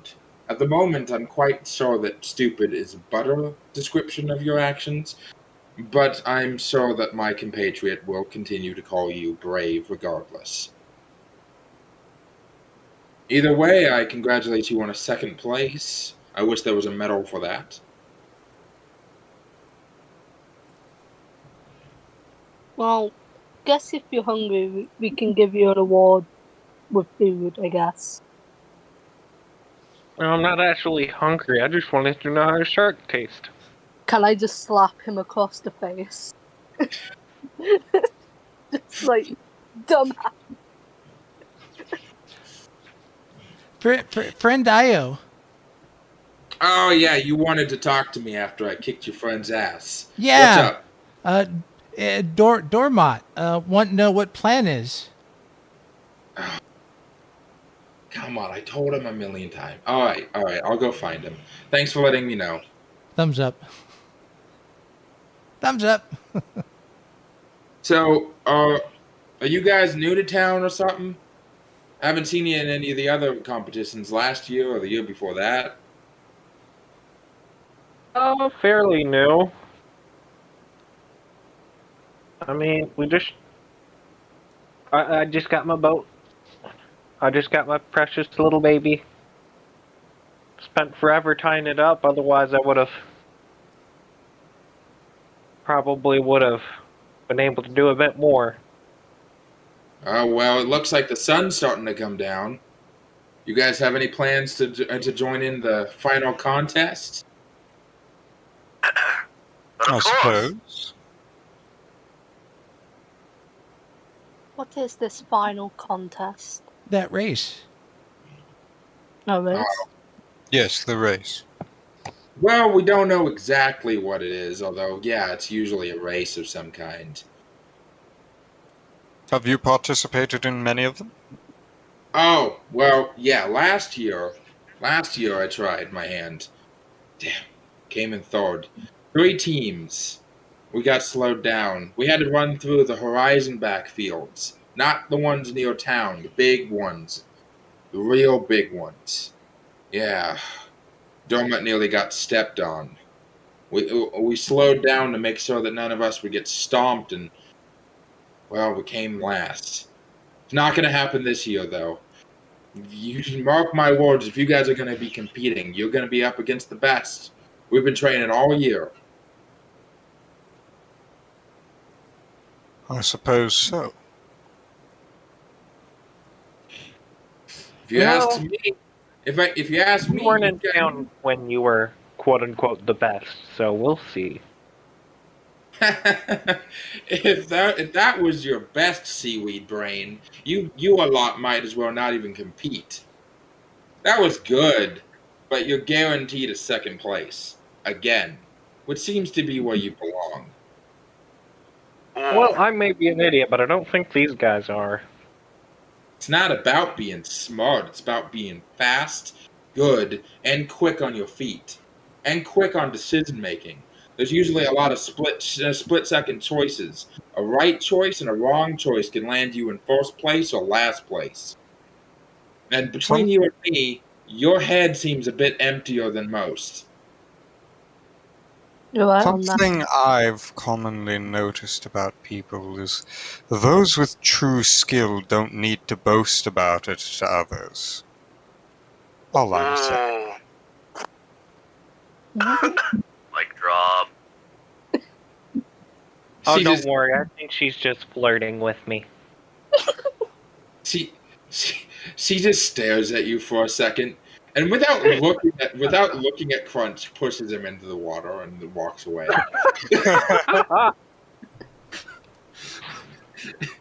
as as uh as the two of them walk towards let me mark it further to the east over this way, as you guys head that way too, as the sun starting to set, and across town several bugle horns are playing that indicate that the final competition is approaching rapidly. As we're going to take a quick break so that people can take a piss, grab some food, grab a quick drink, whatever you guys want. 15-minute break. Strengths and abilities.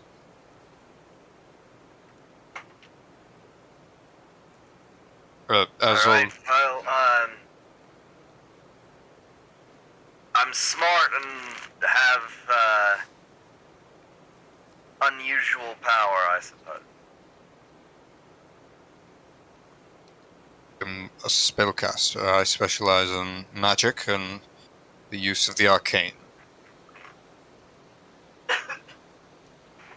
Drongo just punched things. Arcane from... Very well. Yes? Well, what other abilities does everyone possess? Well, I Hmm. use blood magic. Blood magic? Yes. I've never heard of that before. What is it? Well, it goes by the name. I use my blood, and the last time I used it, I basically blew a fish's face off. Okay. She looks around, making sure no one's nearby. Another ability I have is that I can change forms. But yeah, Drongo just shrugs. Drongo just go hunt for food and skin, sell in town. Extra skill, maybe? Interesting. I myself am a mage. I utilize magic. As you saw before, I was capable of putting a creature to sleep. Oh, Was I there for that? no, those are the previous session. Ah. I have other spells that I'm capable of using. This beast here, and I point to the bat. This is a product of my arcane skill.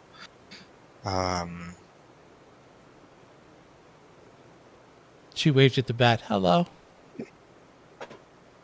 The bat just kind of like sniffs it in its nose in your general direction.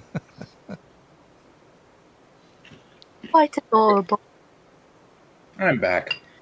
It's more so useful.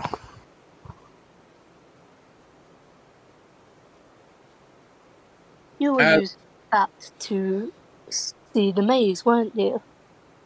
Yes.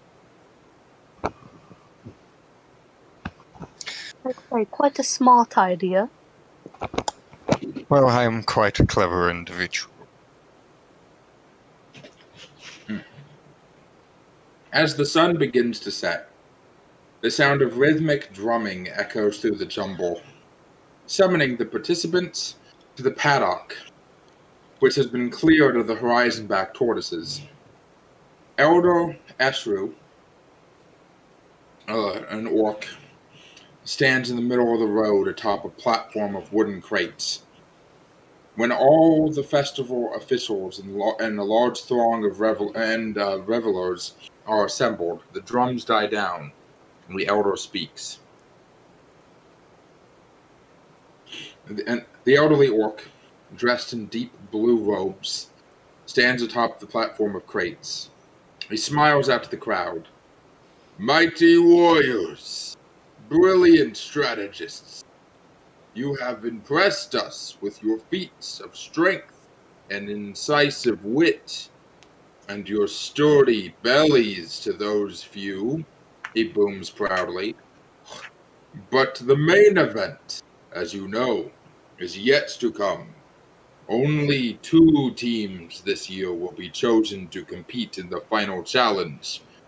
A race through the Emerald Grotto, in the depths in which the greatest prize awaits.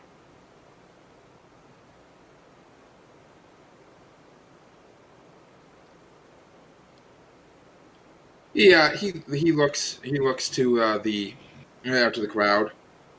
Me and Elder Kaz will choose 2 teams from amongst the festival's many successful contestants, and invite you to engage in a race through the submerged grotto to retrieve a jeweled icon that has symbolized the competitive spirit of Jagao for generations.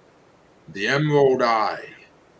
The winners of this race will receive 100 gold pieces and will be heralded as the city's champions of merit for the next year to come.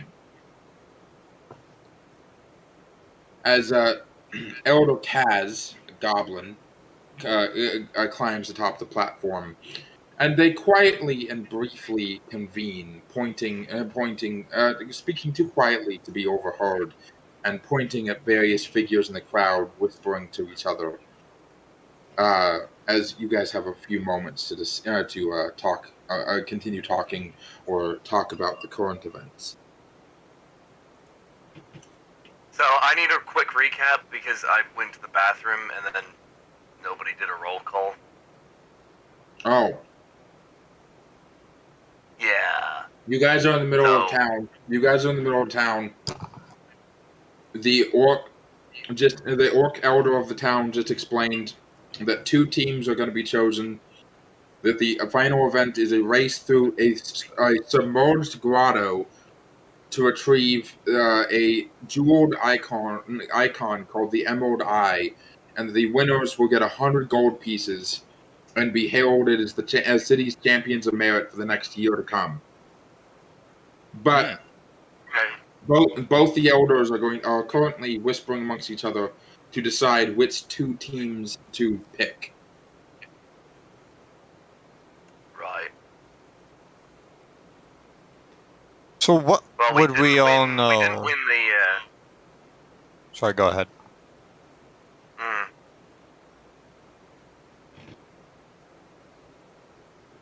We did really well in the mental competitions, but not in the physical competitions. I'm not sure how that's going to play out. Drongo believe in you all. We've succeed. It's not a matter of success. It's a matter of if we get chosen to do it. I thought everyone interested would do it. No, only 2 teams. Aw. Only 2 So teams either are way, allowed. it doesn't mean anything if we don't catch their attention. Then how will we get their attention? Well, we either go up there and pant someone, or we beat someone else.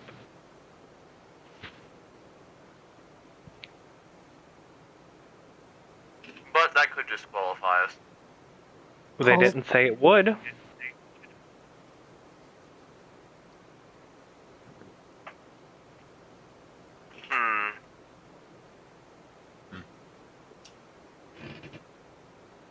There's probably a hidden criteria.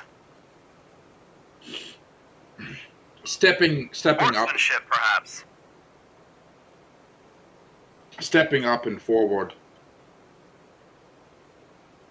The elderly orc man, points in the crowd towards Io and her friends, the large ogre woman, the goblin, the skinny human man, and the dark elven man.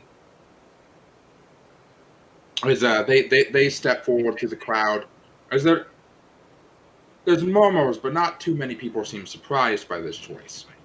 After all, they did say that they competed last year. But the goblin steps forward. My choice is not as straightforward. Io and her friends are renowned competitors. Many people in the town have shown great spirit this year, but many have failed rather miserably.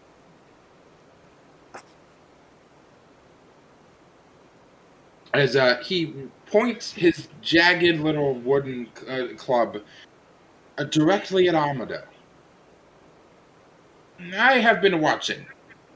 Well, as this team of newcomers has failed, their friends, the human woman, she competed in 3 different competitions, and in 2 of those 3, she lost. She didn't even finish one of them. And yet she kept trying. She never gave up until she won something. All of them succeeded in going through the maze, something very few people manage to do on their first try. They all have the medallions to prove it, and it would seem that the Aeormation amongst them is a clever gout who was able to determine some of my greatest riddles on the first try. They might be newcomers to town, but there is nothing in my mind that does not tell me that they do not have the competitive spirit and determination to give it their best. Many other of the teams here today were disappointingly short on attention, giving up far too quickly, or not trying at all. That is not the spirit of Jagao. You John lot, was right. Sportsmanship. come with us. I suppose it's simple as that, group. See, Drongo Toad believe in you. As Elder Osru and Elder Kaz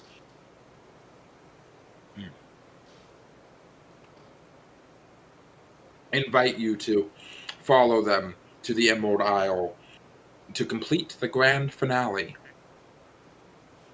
The Black Island sits in the mouth of the Ifalon River, where it flows into the Emerald Gulch, a sea with rocky shoreline.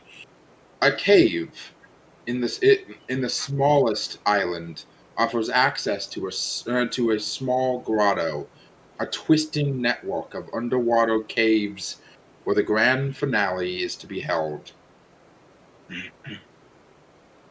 Each of the elders takes their respectively chosen team and pulls them aside as the goblin looks to all of you. Now understand, this is going to be difficult. If any of you wish to back out now, I won't hold it against you too badly. Where's the fun in that? Now, which amongst you needs to breathe? As a double-checking Amedore sheet to see if he actually needs to breathe or not. He needs it for cooling, but he can also, filter water. Hold on, double-checking. Racial. Does not have water breathing. What? Constructed resilient, sentries rest, integrated protection. Yeah, the only one here with water breathing is Crunch. But they're a construct. You have advantage on saving throws against being poisoned. You have resistance to poison damage. You don't need. Oh, yeah, you don't need to breathe. Never mind. You don't have water breathing. You just straight up don't need to breathe at all. You are immune. You're immune to disease. You don't need to eat or drink, and you don't need to sleep, and you magically can't be put to sleep. But does he poop? No, we don't poop.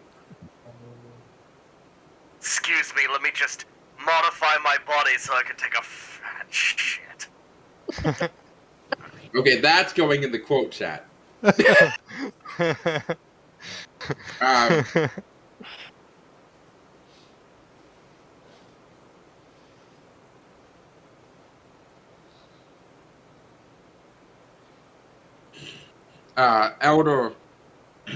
Elder Oshu stands before the mouth of the cave and addresses you and the other team.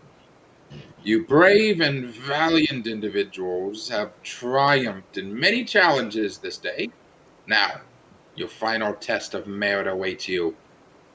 He pulls out palm-sized gold and emerald amulet from his robes, holds it aloft, and declares, "This medal has a twin that has been placed in the deepest cave within the Emerald Grotto. We be the first to claim the Emerald Eye and return it to its place and be declared Jagao's champions of merit." As the goblin hands each of you that does not have water breathing a potion of water breathing. Thank you. Clarifying that the magic only lasts for 1 hour. You can breathe underwater for 1 hour after drinking the potion. So you can actually go underwater because the whole cave is submerged into water. Is magic allowed? You may use whatever capabilities you have to complete this task. Whatever you wish to achieve. Any trickery, any wit, any strength, any magic, any tactic. Overcome You know your... what? Let's just kill the other people right off I the look- bat. I look over at the other team. Do any of them have water breathing? One of them is a water genasi like Crunch. Other than that, no. But they've all been given water potions too. So all Okay. all 10 of you have water breathing right now. Amedore sort of conspiratorially gathers everyone around. If you guys can take care of their water breather, I'm gonna grab the amulet and dive deeper.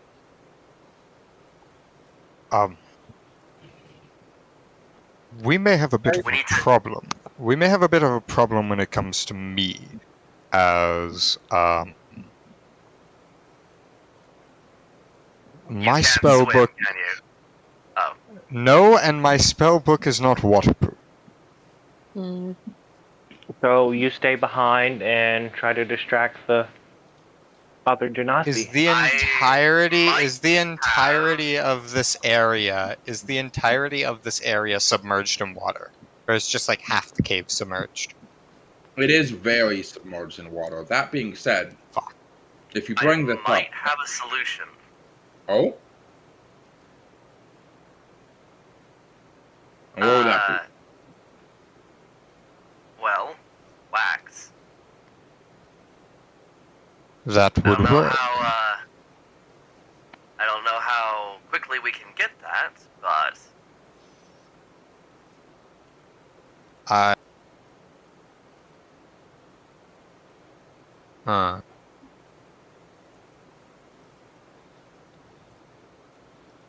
Do we know where thing is we're trying to get? We're trying to get wax, so my No, the race.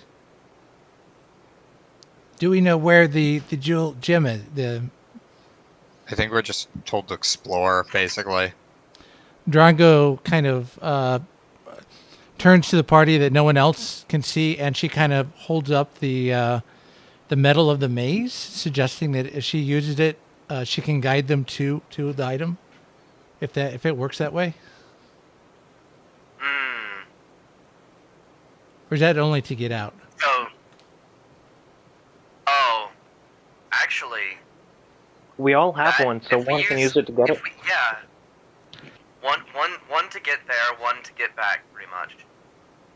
And again, the metal of the maze lasts for an hour, the exact same time that the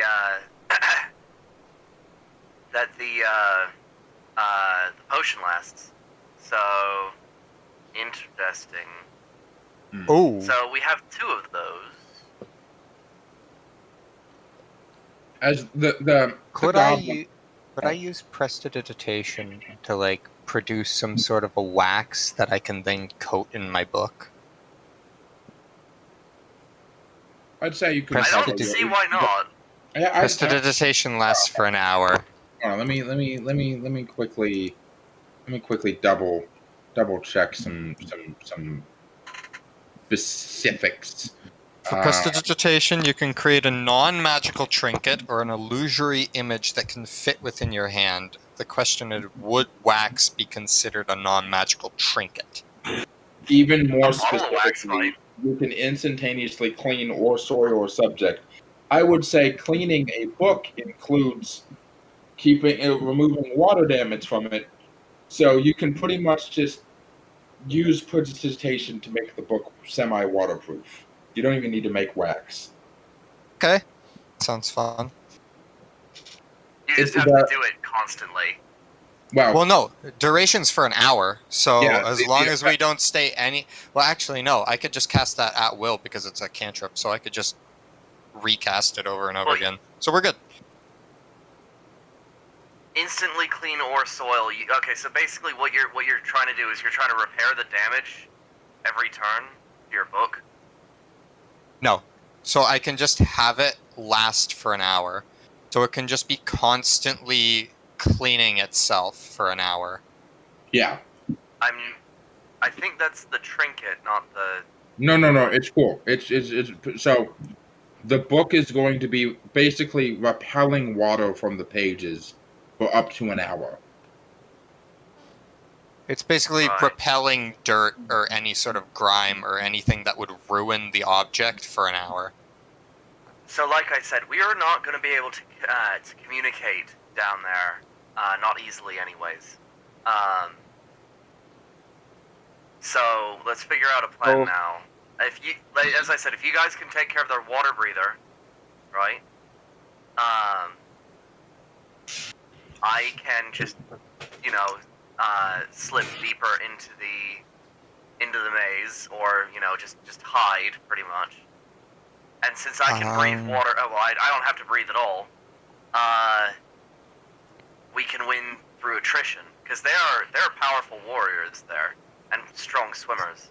I could potentially take out the water breather, though they'd need to be at low enough health to do so. Why we fighting? Thought was race. Are we allowed to attack each other? You are indeed definitely allowed to attack each other. Oh, sweet. So they're probably going to be attacking I us. I prefer not to kill them. Oh, of course. That would be the last thing that came to my mind. So first off, no matter what happens, we need to focus on getting Amedore to the next thing. Not the whole group, just one person. That's all that matters. Well, so, let's just... But when we use metal, when do we use metal? So we use one of the metals, right? And that person guides us through the maze. Yes? I want to clarify, the maze metals only help you find your way out. That's what I was clarifying. Okay. It's not specifically a maze. There's okay. They didn't describe it as a maze. They described it as a network, which likely means that there's probably like one or two ways to get to the same end that will probably result in different challenges depending on which direction you go. Hey. That's fair. So we don't need it. We're just kind of following the paths. Yeah.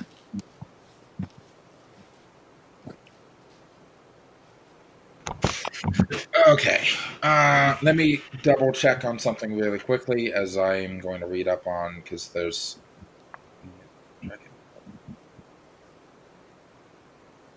I still can't swim, but as long as I'm anchored down to something heavy and my equipment is heavy enough, so I should be able to just walk along the water. This unit was designed as a water boatman. It can swim. Interesting. I've never gone swimming, so I don't particularly know how to do it efficiently. And, of course, my leg, and I point down to the peg leg. So, swimming is...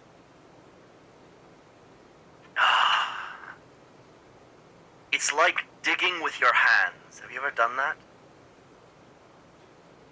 No.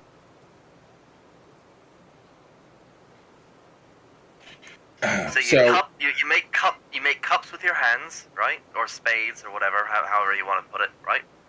And Right. Amedore shows them a technical means of swimming, specifically the breaststroke for underwater diving. Or breaststroke? Whatever. Yeah, it's breaststroke. It's and pulls the analogy of you're basically pretending to be a frog.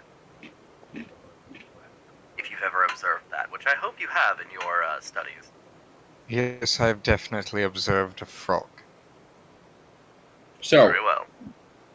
The Emerald Grotto is a natural cave system, and unless otherwise noted, which depending on what part of the cave system you're in, there might be some changes to this. The following it features all the following: chambers are 15 feet high, and tunnels are about 5 feet high. Between, unless otherwise specified, there is no natural light, meaning that magical light sources or like waterproof lanterns or anything like that are going to be your only sources of light. I can help with them, that. and the vast majority of the Emerald Grotto is entirely underwater.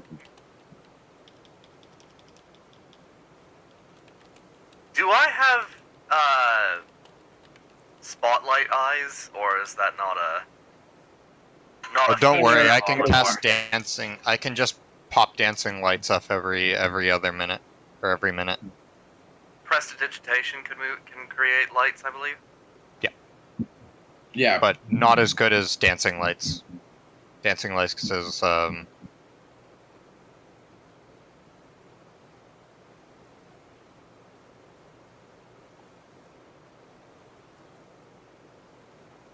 see. shoots dim light in a 10-foot radius. So yeah. all right. Now I have to. Fuck. Okay. Ow. I took my feet. Hang on, couldn't I just light a torch and use shape water to keep water off the torch? You could Just by potentially do fluttering that. it? You could potentially do that. Yeah. Yeah, no need for anyone to waste anything. Oh, Oh. dancing lights is a cantrip. It doesn't cost any of my spell slots. Yeah, so is shape of water. Oh, guys can- so then you we have guys- two forms of light. Yeah, you guys can have multiple forms of light. Let me double. The only bad thing about dancing lights is its concentration. So if I cast a concentration spell, which I don't believe most of my spells are concentration, except for like fairy fire.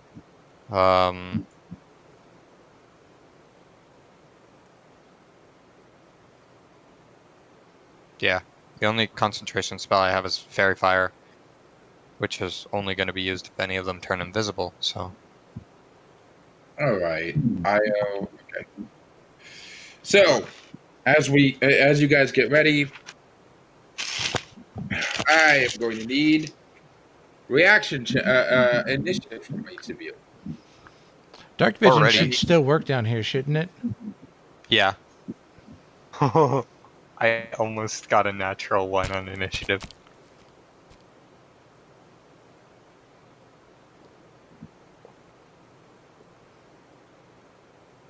All right.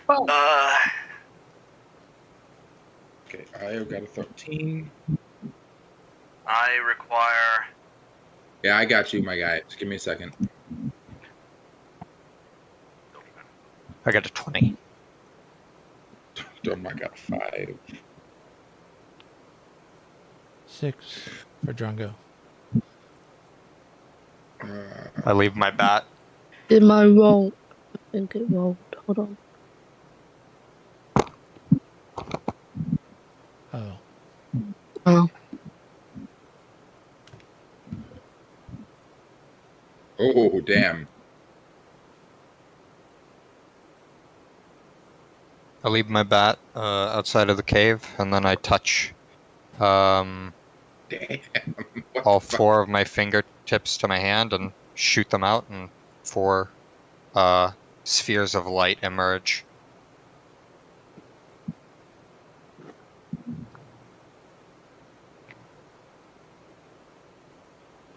Okay, two of the team members are going fucking crazy. Let me roll for Amedore really quickly. Oh god, they just roll like stupid high. They did, yes. Oh god damn it. Come on, not Amador. all of them. Come on, Amador. Oh. A 9's not bad. What did Quench get? A 7. What did Nadia get? 5. What did Drongo get? I think it's 6, but it didn't look right. Put me down for it's 6. okay. And then, what did Misten get? 20, unnatural. Okay, so in order, Diet Misten, aka Galsarad, Irvin, Misten. Sorry, is his name actually Diet Misten, as in diet? No, his name is No, Galsarad. he was making a joke. Io, then Amedore, then Drongo. Wait, no. Then Crunch.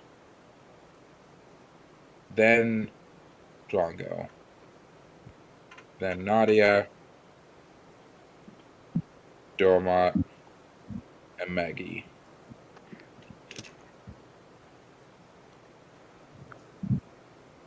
I'm going to have to make a graphics video.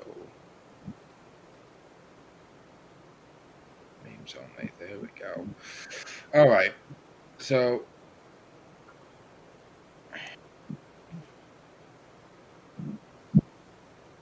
what the fuck?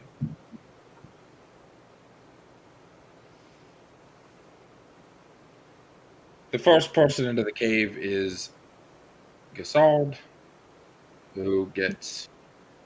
Oh, and I have to move players. Boom. There you go.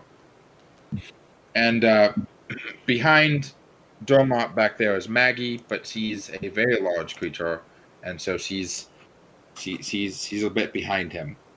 As you guys mad dash in, and at first it looks like a dead end because the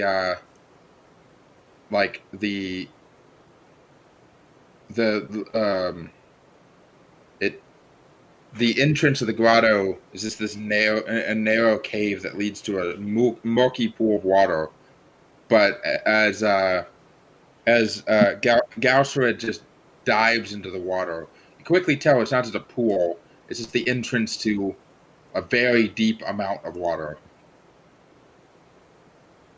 As you guys start rushing in, as I am double checking movement speeds. Gausred, that'd be a 15 underwater. Okay.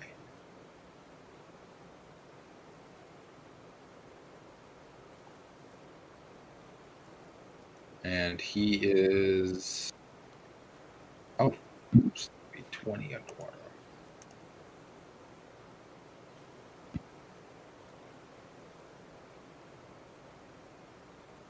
As you are at the foot of the water, Misten, I assume as you dive in, what is your movement speed? My movement speed is 30, so it would be halved to 15. Yes. As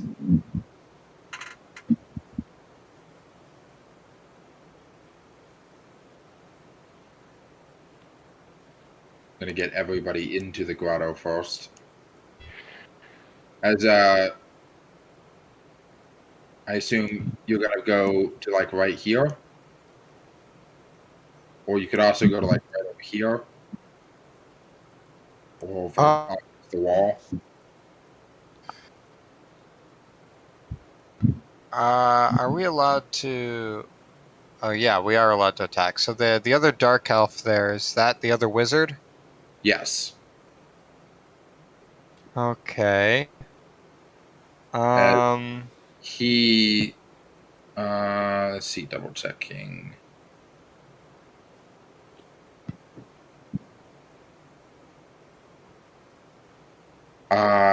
He does not have a ball of light cast.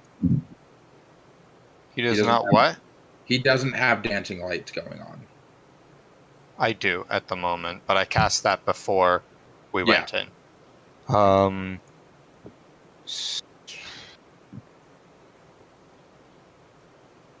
Oh, I should describe the cave, like the underwater portion you're diving into. Yeah. The light that trickles in from the grotto's entrance is blotted out by the thick patches of kelp that fill these underwater chamber. The tops of the kelp fronds brush the ceiling, but between the stalks you can spot a glimmer of light coming from farther ahead. All right. Debating whether I want to blow a spell slot now or just cast a cantrip or do anything at the moment.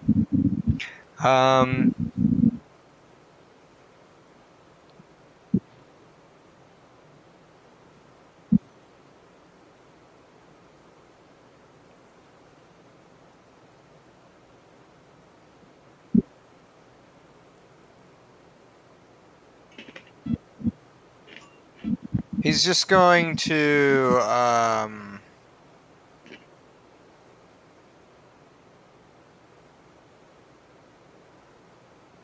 holding his action gives up concentration. He is going to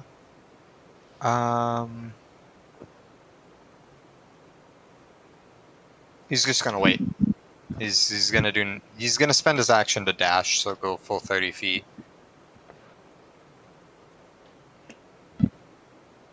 No, that's 5, 10, 15.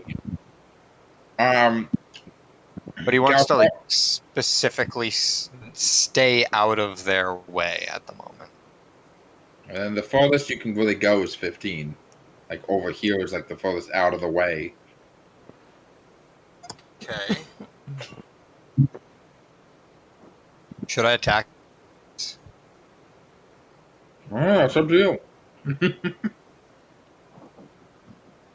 You know what? In character. Yeah, he still probably wouldn't attack them in character. So yeah, I'm just gonna do nothing. Action to do nothing.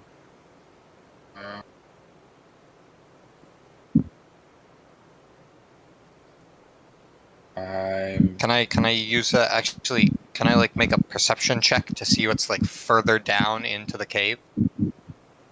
Just so I'm not completely wasting my action. Yes, I'm double checking. Okay, so I'm gonna go over the underwater stuff they have in this book. Okay, so unless aided by magic, a character without a swimming speed cannot swim indefinitely. After each hour of swimming, okay, so you guys probably gonna be out of here by an hour. A character must succeed a DC 10 Constitution saving throw or gain a level of exhaustion. A character with a swimming speed, which includes characters with a ring of swimming or any similar magic, can swim all day without penalty and use the normal forced march rules in Player's Handbook. Swimming through deep water is similar to traveling on high altitudes because the water's pressure and cold temperature. For a character without a swimming speed, each hour spent swimming in depths greater than 100 feet counts as 2 hours for the purpose of determining exhaustion. Swimming for an hour at depths greater than 200 feet counts as 4 hours. Visibility underwater depends on the water's clarity. Blah blah blah. Oh yeah.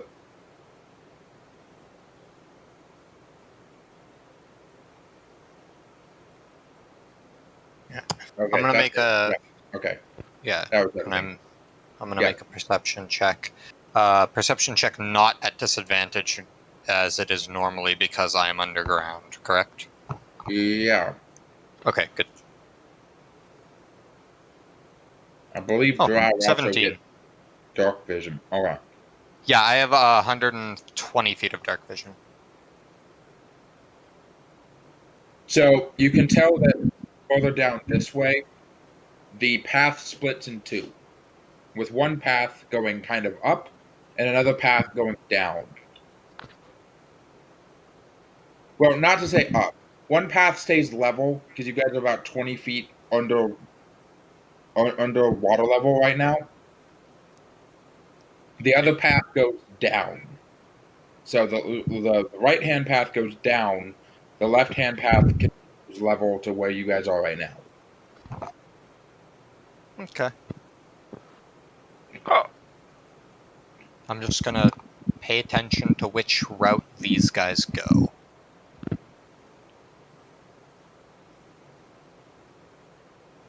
That's the end of my turn. Whoever wants to go next, or whoever's going next. Next is Io.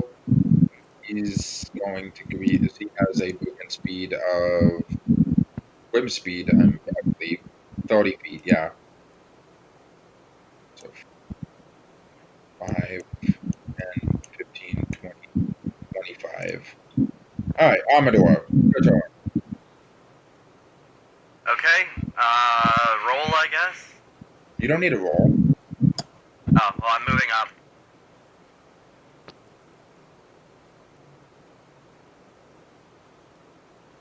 You just see Amedore just strolling as if they were on land.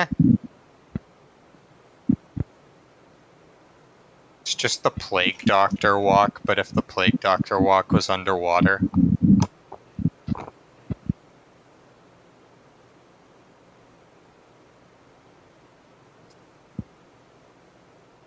Nah, he's just Terminator walking.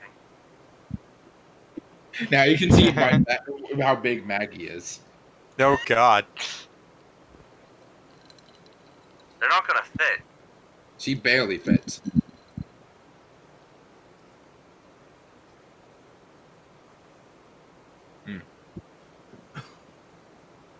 As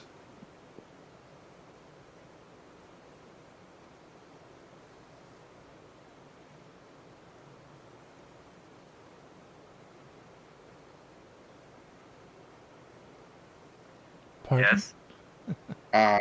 you see Gaustard, he swims over to about right here with about here as Arvin meets him there. As it's back to your turn, Misten.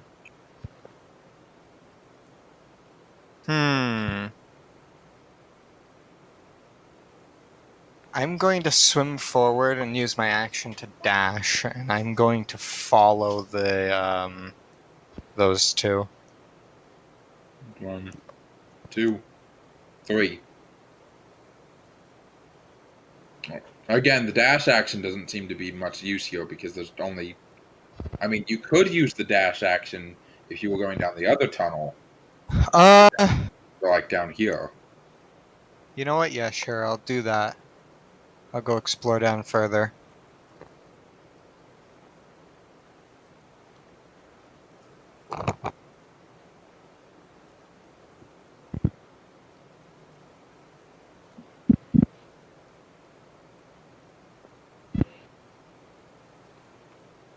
All right, Amedore.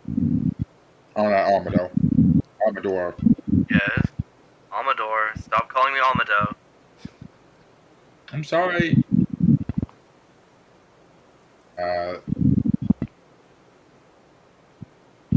15, 20, 25. So you Crunch, you can easily. What's that wind? Where's that wind coming from? That noise. It's coming from Yeah, Crunch. I don't know. Yeah, it's Hey, Crunch. Crunch, you got a fan going or something? Just my ceiling fan, but it's been on the whole time. I don't know what's going on, but it sounds like there's like it's a lot of wind. Yeah, Are you breathing into your mic? That's possible, yeah. Probably it's attached to my headphones. It's Like I cleared said, up I'm doing now. this for the phone, so it kind of sucks. I'll just myself for now. But you have enough movement speed. You could just swim straight past Amedore if you wanted.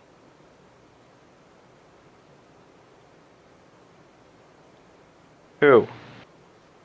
You You, could also assist me. Oh, it's my turn? yeah. Um, You. Well, like you're I like- said, I don't have access to the roll 20 because I'm doing it from a phone. Okay, so you've got a movement speed of 30. So you could swim. You dive into the water and then just like immediately get about 5 feet ahead of Amedore, which Okay. which would put you within melee range of that IO bitch that called you stupid. Okay. Okay. Let's see.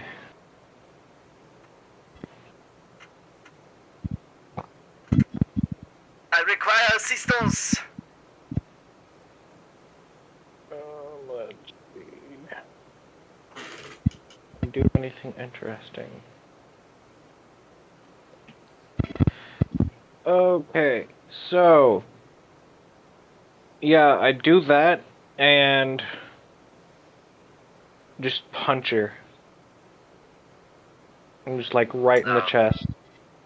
Okay then. Fuck! Okay. Well, now they're triggering aggression. Woo! 8. We're gonna An die. unarmed strike in attack. Always proficient with unarmed strikes, which is a melee weapon. A 1 plus your strength modifier.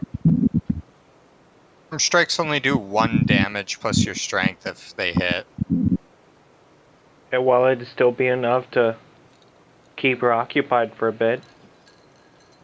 Crunch has a dexterity of 2. I So don't think that's admissible in court, buddy. you've rolled a +4.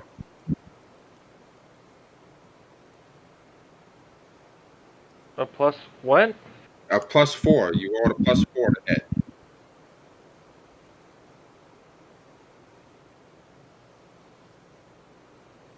Okay.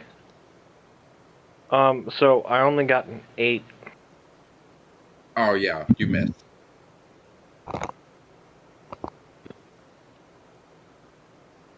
Yeah. Okay. The battle has begun. And we're off. As it is, it is Draga. No, Crunch. Crunch. Drongo's turn. Yeah. Does Amedore need actual assistance? I needed assistance moving, not. Yeah, well, since Drongo's coming in from behind, she'll try to catch up and assist. Do you have a swim speed? It's just Me? like everyone else. Oh, who? You. Because if your swim speed's like the same as a lot of people's half of your normal speed, then that's only 15 feet. Yeah, so first priority is to get there, even if it's to use dash, and then, I mean, that's all I can do now, but Okay. Is that good? Is it right there? yeah, that's fine. Okay. Last person, Nadia. Can I see?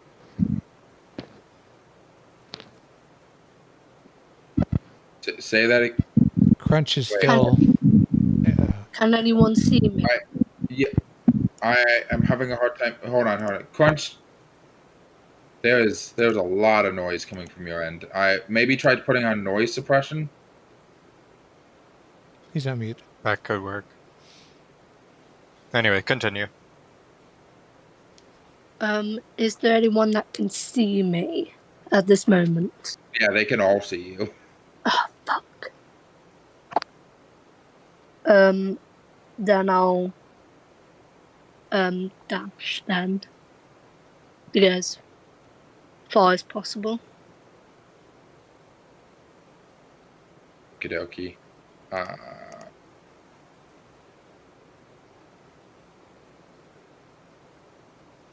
that twice.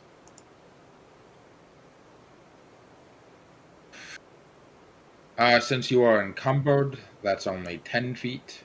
But you are somewhat stopping the other two from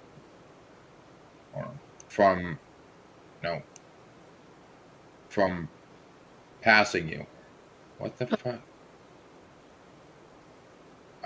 Well, actually, they're going to try. So let me. Can I scare them? Like, try to scare them? You can definitely try. Roll me an intimidation check. Okay. Let me just find it.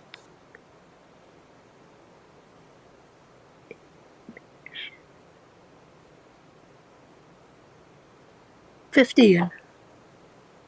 All right, let me roll for them. Dormot first. Wisdom saving throw.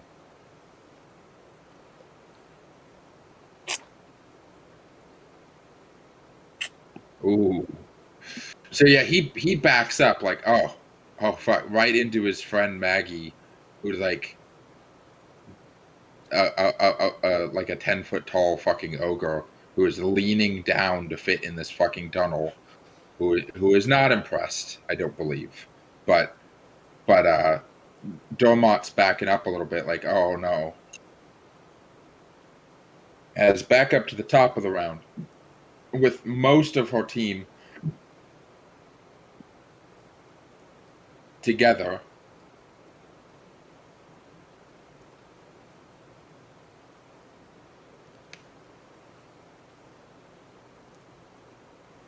One, two, three. As they disappear down that tunnel, actually, she does not yet disappear down that tunnel. But Misten, it is your turn.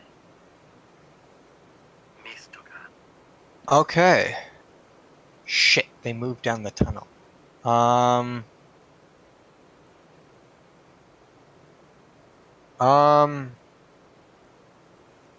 just gonna move further down this tunnel. Full dash, just going.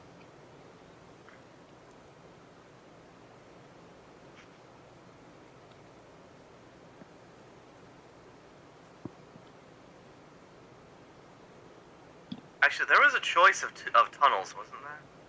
Yes. 1, 2, 3.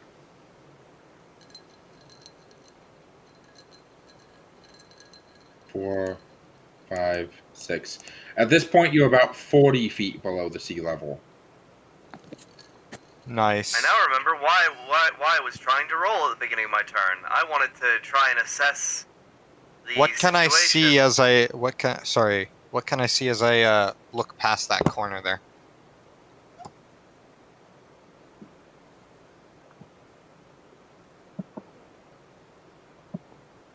I didn't mean to interrupt. I wanted to know. You area 7. After swimming through a small patch of grass, you can see a long cavern. The water here doesn't quite reach the ceiling all the way, leaving a small pocket of air near the top. A slight crack in the ceiling allows moonlight to filter through. At the center of the cavern is a pit whose floor is about 30 feet deeper than the rest of the cavern, and you catch the faintest glint of metal at the bottom. What were you saying, Amedore? I wanted to assess the two tunnels, but whatever. Well, as Misten learned earlier, one of the tunnels is about level with where you guys are at, 20 feet below sea level, while the other one's going down. Okay. And then you said some very important information that I think I missed. Some sort of glint at the bottom of the. Well, that was bottom something of the that I tunnel. saw. Nobody else knows it's there. Oh, okay. Gotcha. Oh well. As it is Amedore's turn. But you did see me dashing like a madman down this part of the tunnel. The tunnel that goes down is. What I he would went like to assess the two options. Oh, I need to move ahead, and then I need to assess the two options. Again, there's not much you can tell about the two options other than one goes down and one does not go down. I'm using my arms to like pull myself along this. And do I notice one of my compatriots acting weird? He's not really acting weird. He just rushed down the one that goes down. Oh.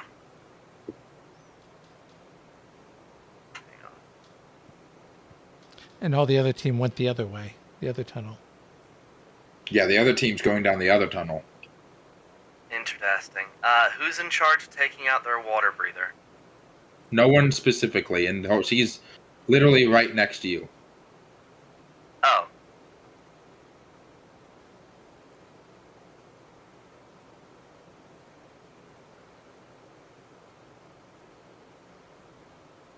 Do we know how they specifically breathe water? She's a water Genasi. She breathes water. Like the normal person breathes air. I think he means like through the mouth or through gills. Through the mouth. Okay. She doesn't need gills. So, if I was to, like, release a bag of liquid diarrhea in their face... You don't have a bag of liquid diarrhea. Unfortunately. I was in a town full of stables. I You didn't don't- grab it, but, I mean, you didn't it grab would have it. been funny, though. It would have been funny had you had the foresight. Rule number 1 of D&D. Questions I should have asked when we were still on land is, how do they breathe air? Breathe water.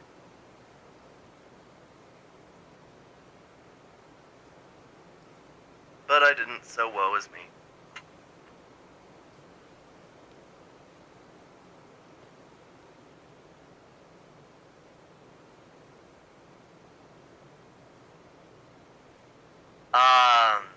You still have about 5 more. You can still move down here if you want to. What? And then What does the other team know that I do not? I don't know. What am I supposed to answer with that? It's a rhetorical question.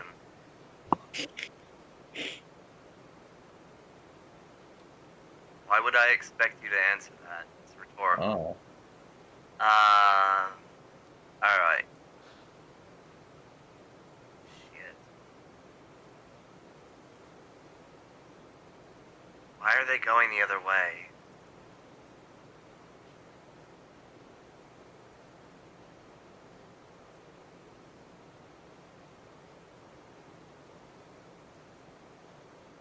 I think that shine that you see, I don't know this, but I think the shine that you see down that tunnel could be like an anglerfish deal. So I'm gonna follow the other guys.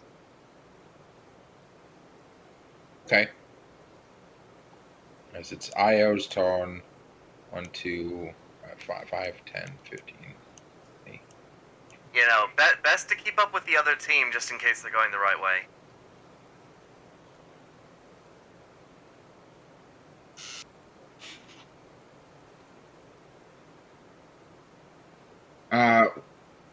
So you get up to about this point, Drongo. Oh wait, it's Crunch's turn. My bad. Crunch, which direction are you going?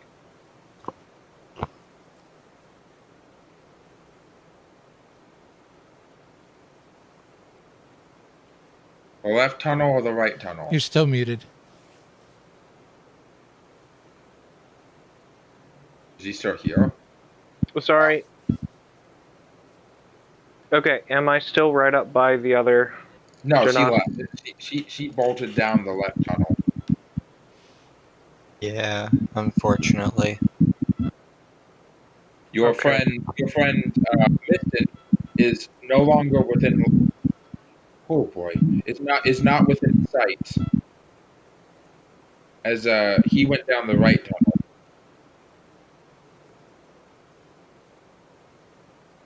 Okay.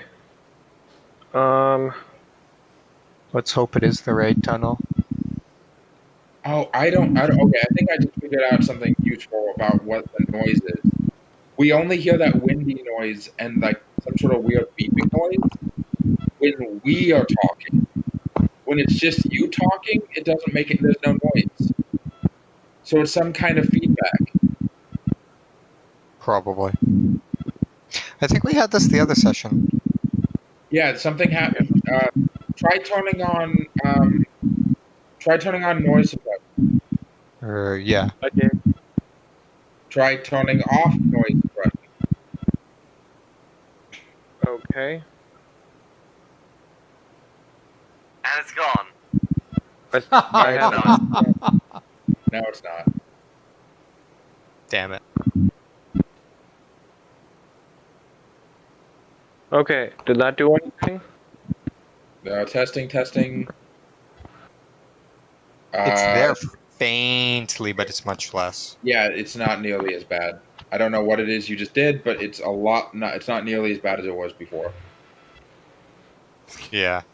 Okay, so I can't really see what's going on, but either way, I had down the one where the least amount of people went.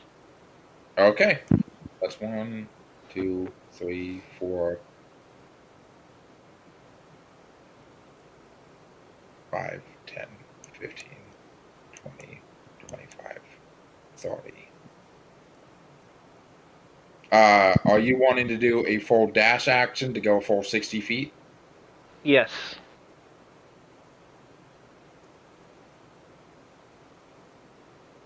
What is that? Do I need to No, you don't need to roll roll. or anything for that? You don't need to roll anything.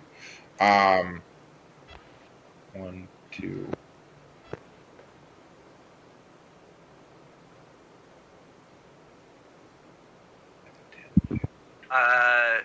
Hey, I think you neglected. Oh wait, no. You moved me that turn. Never mind.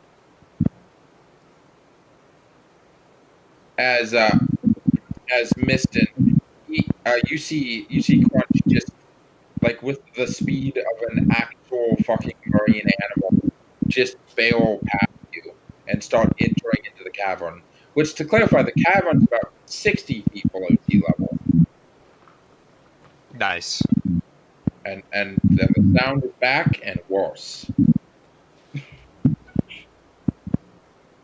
Oh wow. Now it's just a crunching noise. It's not a wind noise. It's a crunching noise. What the fuck? When Sag. Anywho, yeah. Anywho, so Drongo, it is your turn. Just a swim and a dash. A swim and a dash. Just going down With with the with others. all right, so that's 5, 10, 15, 20, 25, 30. You get about right there. Yes. As Nadia, full dash action 5. I'm assuming you want to finally dive into the water and probably dash action to catch up with the others, right? yeah. All right. 5, 10, 15, 20, 25, 30. All right, you're right next to Amedore at this point. Okay. So So- it's completely dark down here now. Let's see. It had the area. You guys are in area 3. There was a description for area 3. The cavern fork. Silvery moonlight filters in through the gap. The cavern stone ceiling ahead. The path through the grotto splits into 2 tunnels. One that heads south and down, and one that heads east. And for clarity, it is dim light. It counts as dim light. Okay. Nice. As Nope. Follow went into the wall. 5, 10, 15, 20, 25, 30. 10, 15, 20. Boom. As Maggie and Dormont are catching up to you guys, as we switch, as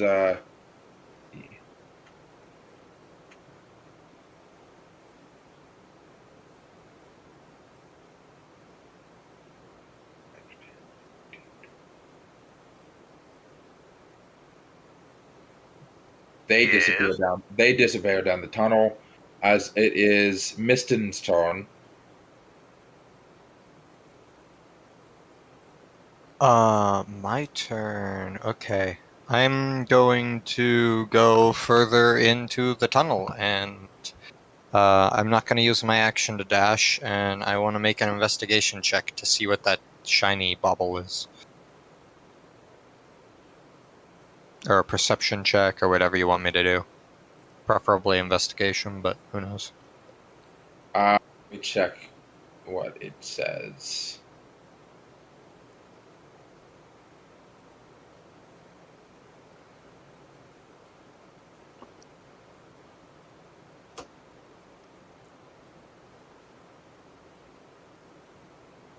Yeah, roll me a perception check. Perception. Okay. Please be good. Nope.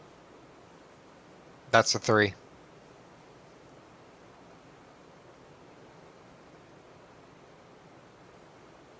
Yeah, it's metallic.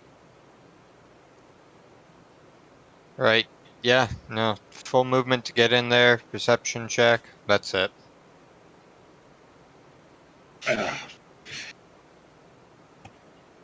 IO 5, 10, 15, 20, 35, 45, 50, 55, 60.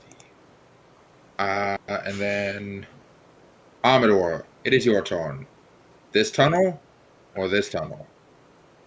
I'm gonna follow the other team because what is, my reasoning is, what do they know that I don't? Are you taking They're a dash natives. action? What does that do to me again? It just uses your regular. It uses your regular action to double your movement speed. Yes.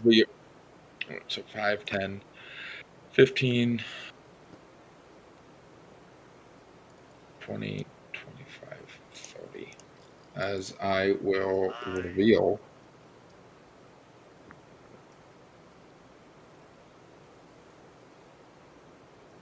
Interdasty. As IO is nowhere to be seen, but you see the other two. Oh, what the fuck?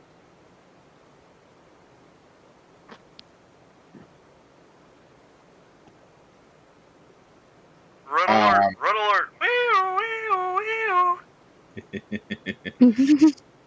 This hair. Fish girl is missing. Crunch, it is your turn. There is something shiny at the bottom of the pit. The pit's like 30 feet below what's already there. I ignore the Hold on, shiny 1 second. and keep on going.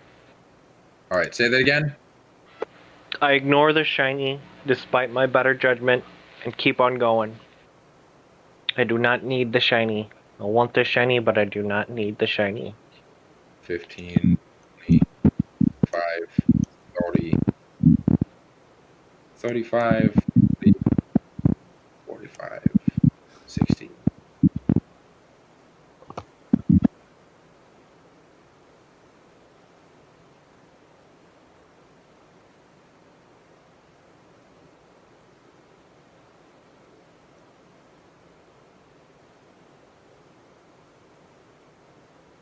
As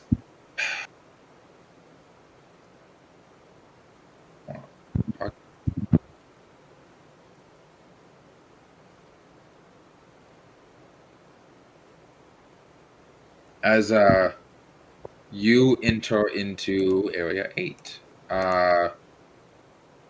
That's wrong. This tunnel rises at a steep incline and continues a strong opposite current. A heavy stone tablet covered in glyphs and wreathed in seagrass rests on the tunnel floor. The tunnel is about 30 feet long, and the current rushing through makes swimming. God, it's hard to talk. I need to tone you down at least. that might be better. Make swimming northward difficult. A character who wants to swim against the current, you need to make an athletics check. Okay. Let's see. And what language is the stuff in? You're not quite sure yet. We'll see if you pass the check first. What is my phone doing?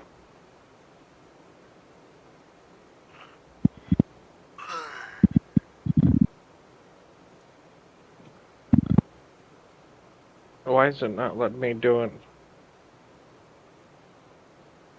Okay, let's see.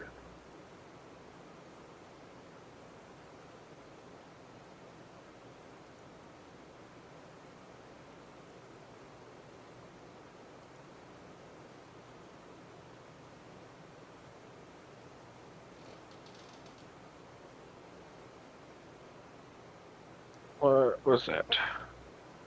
10 plus 3. It's 13.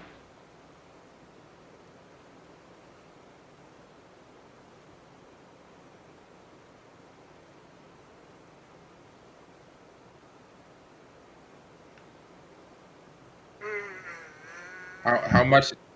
What'd you get? 13. Yeah. So you get up to the mouth of the cave and you're not even able to swim up the current. It stops you dead in your tracks right about here. You can't. The tablet seem at the very foot, like literally, right here, doesn't seem to be in any language you recognize at all. It's similar to spell scrolls and things of that nature that you've seen in the past.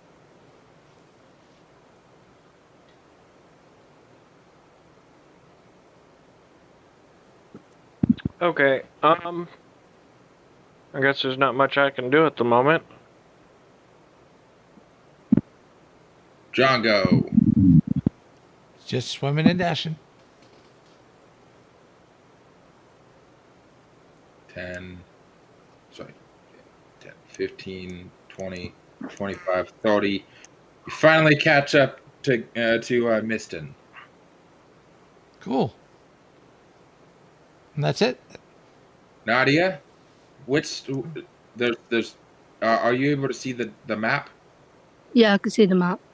All right, which tunnel are you going down? Downwards.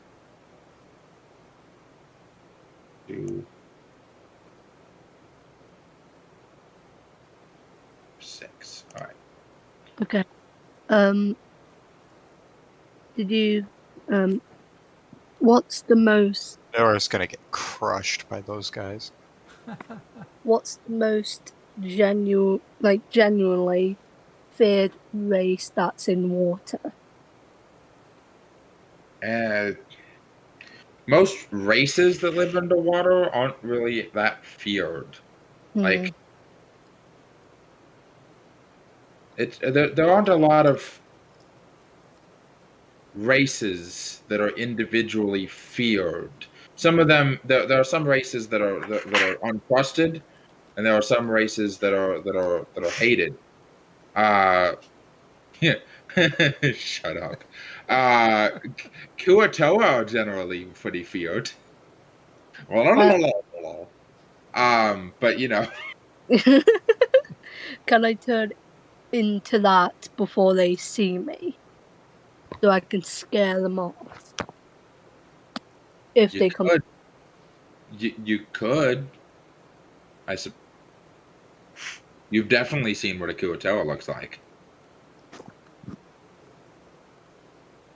Sorry, repeat that. You've seen what a Kuatoa looks like. Yeah.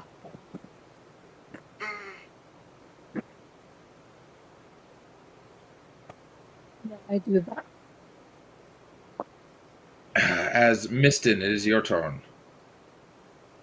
Okay, I'm going to I'm going to turn to Drongo and I'm going to point down to where the the shiny bauble is, and I'm going to swim around. And I'm going to swim forward to where Crunch is, and I'm going to attempt to look again to see what this item is, if it's actually what we're looking for, or if it's just something.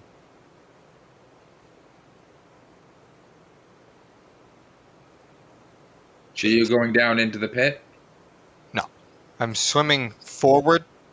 I'm swimming to try and get to Crunch, but I'm also looking down while I'm swimming, and I got a 9 for perception.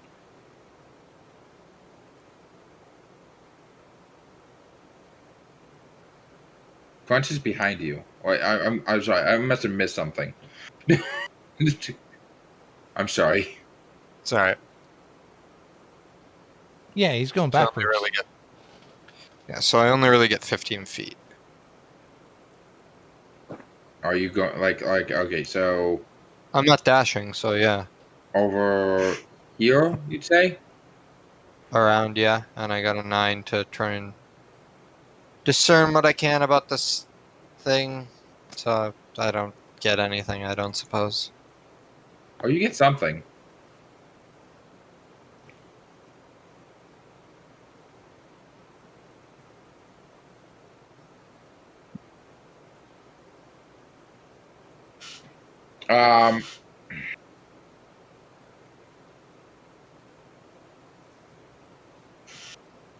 As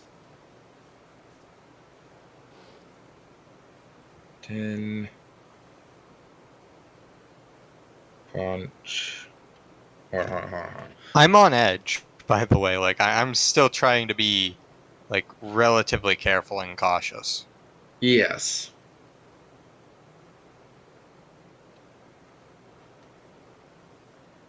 That's going to be.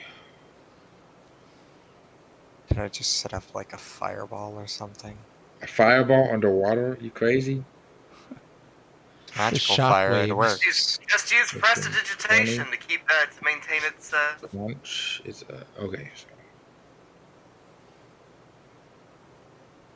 Magical fire, so it wouldn't be affected by water.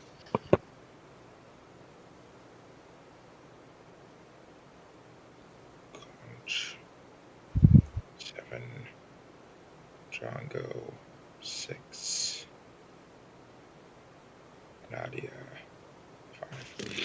5. As coming out of the hole, it lashing out in your direction is a very large purple tentacle. Does a 14 hit your DC? Oh, Yeah, I think it hits my 11 AC. I'm just debating whether or not I want to take this or Misty Step. Well, that's 14 damage. Well, I guess I'm taking it. 9 HP. As you also become grappled, Oh, fuck. movement speed becomes 0. Could I retroactively not take that damage and instead of cast Misty Step? Can you cast that as a reaction? It is a bonus action and it's still technically my turn. Let's see. Okay. So you are surprised. I'll leave that up to DM discretion if you are on whether or not surprised, that works.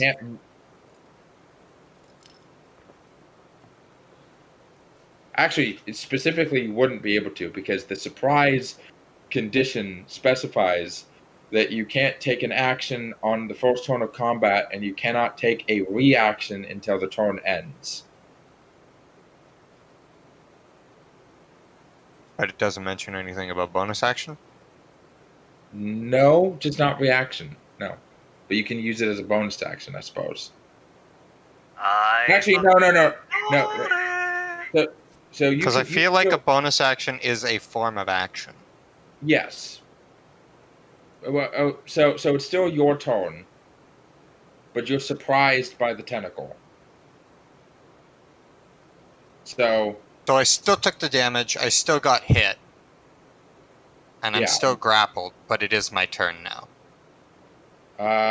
It's still your turn.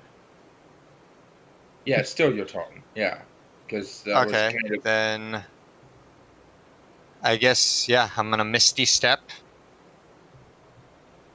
And I'm going to attempt to jump as far as I can down that tunnel that Crunch was trying to go down.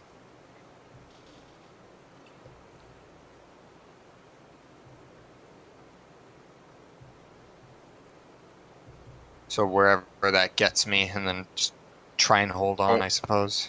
How far does Misty Step take you? 30 feet. Okay. 1, 2, 3, 4. Angie octopus man. Okay, so you get there. Make me an athletics check. Oh boy, my favorite. 8. You get knocked immediately back down the current. It's like slip and slide. At least I'm not grappled. As Crunch behind you is a giant fucking octopus. I've been coded. Wait, am I getting molested yet? Not yet. It's your turn But to molest. soon. It's your turn to try to molest the octopus. The way you said that, though. Am I still trying to go down the hole? You were, but you could kill the octopus. You know what? Fuck the octopus. All right, make me enough athletics saving throw. Athletic No, I don't think saving you understand. throw? They Sorry, said not. fuck the octopus. Oh no, he's multi-classing into bard. Mhm. Yeah, athletics check, not saving throw. It will be the death of us all. Athletics check. Okay. Roll. 8 plus 3, that's worse than last time. I'm bad at math. 11? Yeah, no, but you can still you can still attack the octopus if you would like. Yep, I get the short sword and stab the octopus. Lucky for you, it only has an AC of 11. Hey, 22. Does that hit? That definitely hits. How much damage? Roll for damage. I'd Actually, be worried hold if on. that I'll roll for damage. Okay. Yeah. Short sword's 1d6 plus. Oh, nice. Full max damage 8. 8? Yep. Cool. Okay. As Is- Drongo. There's an octopus hurting your friends, and you Well. can get within melee range in 1 round. And I will Without- certainly do that. As you use your movement action to get up to the to swim over to the octopus. Yep. And what are you gonna do? And from there, she's going to use her bonus action to rage. She's going to hulk out a little bit more. Her skin becomes scaly, and her claws and her hands come out. And with her raging, she takes a swipe at the octopus. Let me... rage. Kill it. And then my claw strike. 18 to hit. Nice. And that is 8 points of slashing. Nice. And then with my claws, I can make a second attack. 23 to hit. That hits. And an additional 6 points of slashing. And then ends my turn. As Nadia is going to need to take a dash as she enters into the cave to see that 3 of her friends are currently engaged with a giant fucking octopus. I'm gonna activate. Wait, what's the name of this one?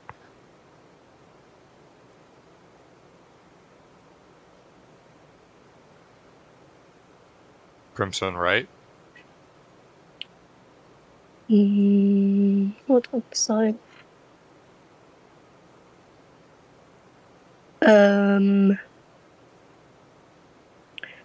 Blood Curse of Bloating Agony.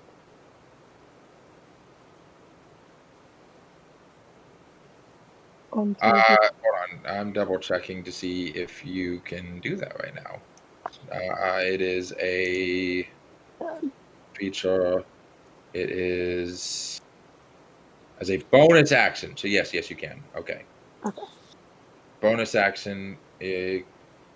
Course a creature take you can see within 30 feet of you until the end of the next turn. For the duration, the creature has disadvantage on strength and dex checks and takes 1d8 necrotic damage if it makes more than one attack on its turn. And on that, it is getting rather late. Like and subscribe. I can subscribe.